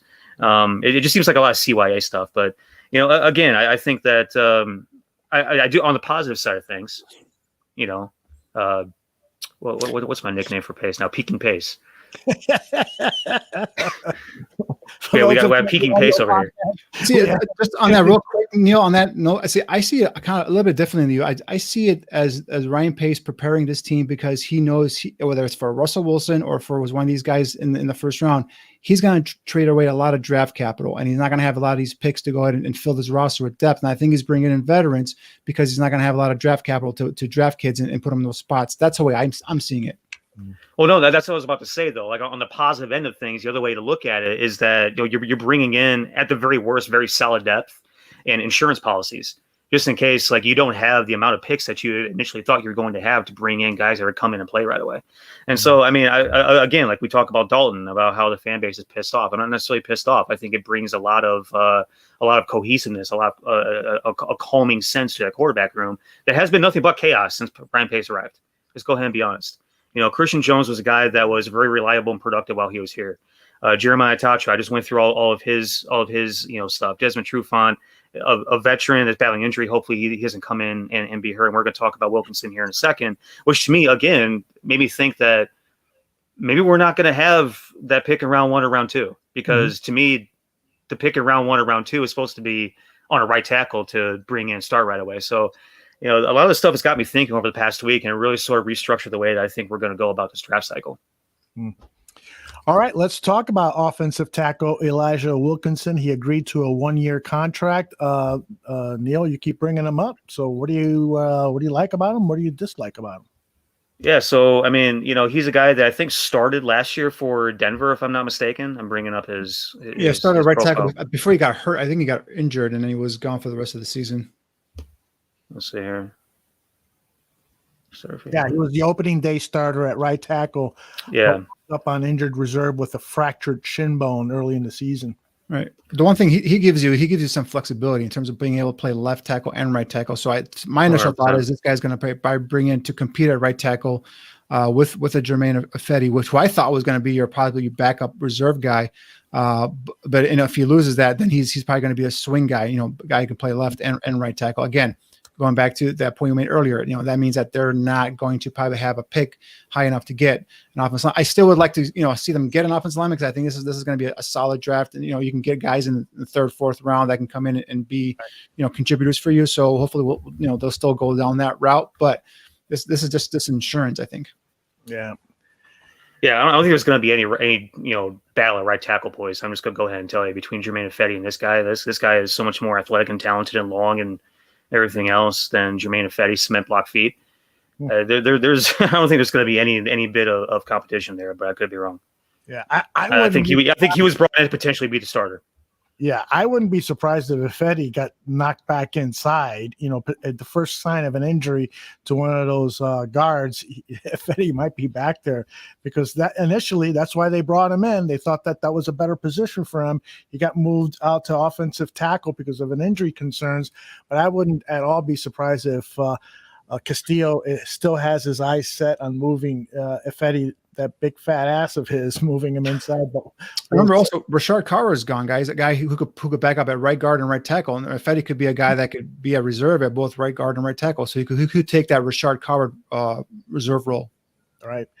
The most exciting signing to me, perhaps, of this offseason is the signing of former Chiefs running back Damian Williams to a 1-year contract. Danny, what are your thoughts on I agree that this is a pretty good pickup. Last time we saw Damian Williams on a football field, obviously he opted out last year. He was winning Super Bowl MVP, and the Chiefs, it wasn't MVP. He had a great game, but he wasn't MVP. I don't think he was. He might as well then. Yeah, really. But this is a guy that fits this, obviously, the scheme perfectly. Comes from Kansas City. He's a guy that has familiarity with Bill Lazor back in his days in Miami. A guy that can, you can see there, catch the ball at the backfield. A guy who can, inside zone, can run the ball in between the tackles. So I think it was a terrific pickup. I think now we finally have a running back behind David Montgomery that we can feel comfortable with. If God forbid something happens to Montgomery, that we can bring in a guy who has started a game in the Super Bowl, guys, and who's done well. So I don't see much of a drop off here between Williams and Montgomery in terms of, if one has to sit down, the other one picks up the slack. So very, very good signing. Very happy with this signing. I think this is going to be one of those under the radar, really, really good moves for Ryan Pace. Mm-hmm. Yeah, we have a legit 1-2 punch at running back now. So which means that Tariq Cohen is now just solely the gadget guy. Right. And all we got to do really now is figure out who the hell is going to play slot. And then get your draft picks across that offensive line, get a right tackle, and figure out the quarterback situation for good. And I mean, it looks like offensively they're pretty set with where they're at. The other thing with this signing is hopefully it gets Ryan Nall off the running back depth chart. Either put him at a fullback where he's supposed to be, or just get him off the roster. Because what was it 3rd and 1, and they gave the ball to Ryan Nall that one game. The 37th person you want to give the ball to. Exactly. So hopefully get him off that roster. Yeah, I wasn't that upset with him getting the ball there, because I really do. I would like to see the guy get more opportunities, but that moment probably wasn't the best time given the situation of the game and the fact that he hadn't touched the ball. At that point, give the ball to Akeem Hicks. Yeah, right. What are we doing? My question, going real quick with free agency, is this flirtation with Kenny Golladay? Like, I don't understand it, especially after Robinson signed his franchise tag, tender or tag. They still went after him, and that to me was not what I think they needed. Another duplicate of what Allen Robinson is. And I know Mark Schofield, our guest earlier, said that the Rashard Bateman, and that's one reason I don't like Bateman for the Bears, is because he's too much of a clone for Allen Robinson. I think the Bears need shifty, fast, quick guys, not these big guys that run a 4.5 that can go up and get it. I think they need guys that can get the ball in their hands and just let them do their thing in the open field. And neither Golladay or Bateman fit that category. So that was curious for me in terms of why they were doing that. I wonder if he was being brought in to be the other outside guy, and they're going to shift Mooney to slot. Because Mooney's the guy that you can get him in space and let him do what he wants with the football. Well, I think the word was from one of the beat reporters is that they were trying to sell Golladay on the fact of having A-Rob next to him and just having this potent offensive weapon, wide receiver weaponry, that it would have driven up his value. But they had no idea, or they were betting, Bears management is that he wouldn't get that multi-year big lucrative contract from the Giants. Right. Golladay wanted to play here in Chicago because, hometown area and so forth, but the sell job wasn't good enough. The money definitely was from New York. All right, let's close the show with answering a few questions. Let's go to we got that one already. Let's go to Alex, even though I know it's not a need, but what do you guys think of Jason Owe? Do you think the athletic ability is a little overrated? Like, did you see something on tape with this guy? He had a sensational pro day today over at Penn State, but what do you guys think about this guy? For me personally, he scares the hell out of me. This is a guy that's an athletic freak. I think he ran a 4.37 or 4.4 something today. It was a 4.46, I believe. The other two guys ran into 4.3s. But correct me if I'm wrong, Neil. He has no sacks, right? I don't believe so. Edge rusher has got no sacks. So if that's or he had no sacks last year or something like that. I mean, he's a guy that came out. I think he was a redshirt sophomore. A guy that I was shocked that he came out. Another guy that I thought should have stayed in school. But athletically, yeah, he's a freak. He can do it off the edge. But man, this guy scares me. Talk about a boomer bust pick. This guy has written all over him. Had 5 sacks in 19, 2 and 18, 0 this year. Okay. 38 total tackles. And really, outside of tackles, has nothing across the stat line whatsoever. Just a bunch of donuts. So, right. yeah, I mean, he had an unbelievable freaking pro day. There's like 3 Penn State guys that ran faster than any skill position at Penn State's pro day today. That's just absolutely absurd. I think the Micah Parsons kid ran 4.36 or 9, and the other defensive end ran 4.36 or 9. I mean, Shaka Tony ran under 4.4, ran sub 4.4. Wow. Whoa! And like you're talking about dudes that were jumping like damn near 11-inch broad jumps. If I can pull up I should have copy pasted these numbers and put them into my spreadsheet already. But he intrigues me the hell out of me. Putting him next to Roquan Smith in the middle of that defense, that sideline and sideline speed, the ability to cover. He's not much of a pass rusher, but if you do send him on delayed blitz, he's got that speed to be able to make plays. However, he's going to be a first round pick, so there's no way the Bears are going to take him. But that really intrigues me. That type of player next to a Roquan Smith. You have Micah Parsons and Roquan Smith in the same backfield. That's some scary stuff. So Jason Owe, here's what Jason Owe did: 6'0", 2.4, so 6'2 and a half, 242, 9 1/4 hands, 33 arms, 80 and 5/8 swing. He was a 4.55, 5.7 guy, but his explosion numbers was what caught my eye. It was that his vert was 39, his broad was 10.8, and then he ripped off a 4.25 short shuttle, a 7.06 3-cone, and 24 reps on the bench. If you look at the other two dudes, scrolling down here, give me a second. Where are they at?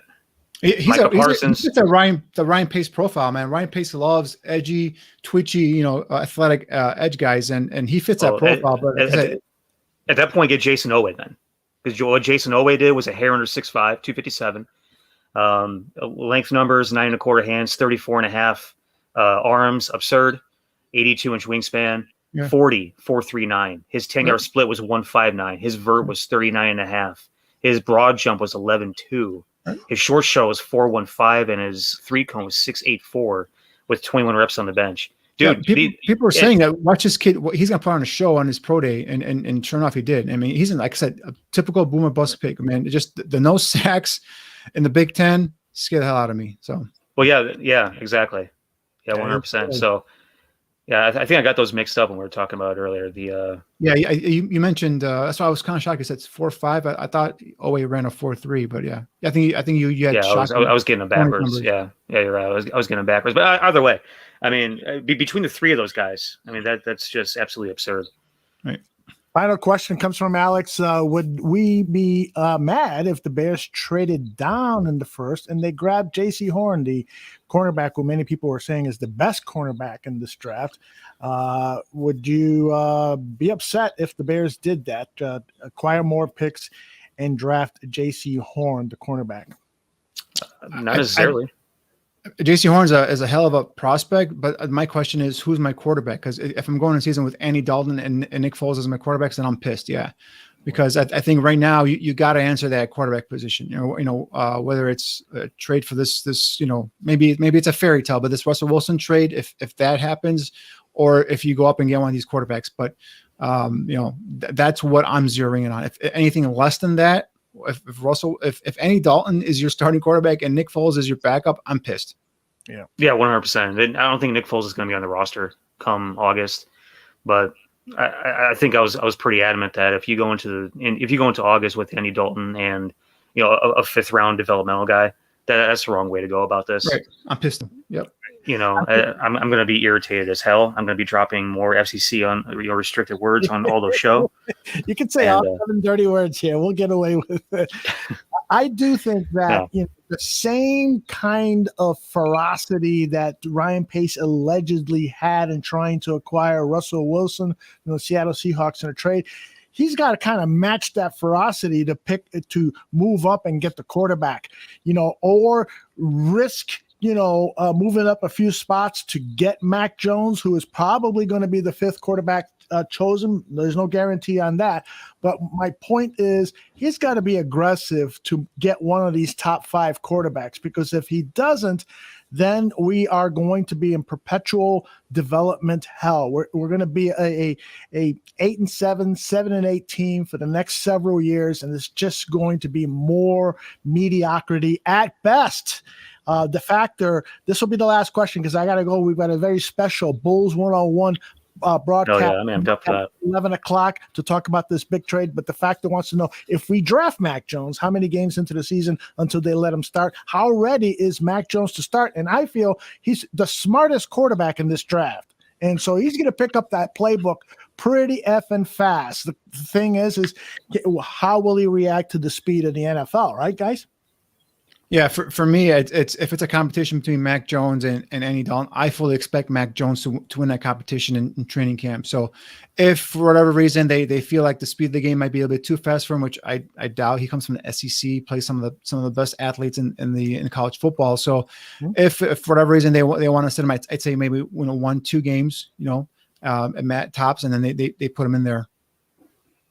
Yeah, I mean, if you look at the way, again, I talk about it all the time, the way that this kid progressed from the first time that he saw real big boy SEC action to now, his exponential, growth chart, right? With his progression, going from deer in headlights guy to first round pick, top 10 pick guy is over the course of a year and a half it's just absolutely absurd. So, If he comes in and doesn't win the job right away, I think it's just gonna be a matter of time. I think it's just gonna be a formality at that point. I'm gonna set the over/under at 3.5 games. I love it. All right, guys. I want to again thank you for all of the hard work that you've put in to prepare for this show, and I know you've got another week of hard work. We've got who is it next week? Inside linebackers that we're scheduled to talk to. Michael Parsons. We potentially have a guest next week, I believe, but I won't make any promises because whoever it is, I've forgotten who it is.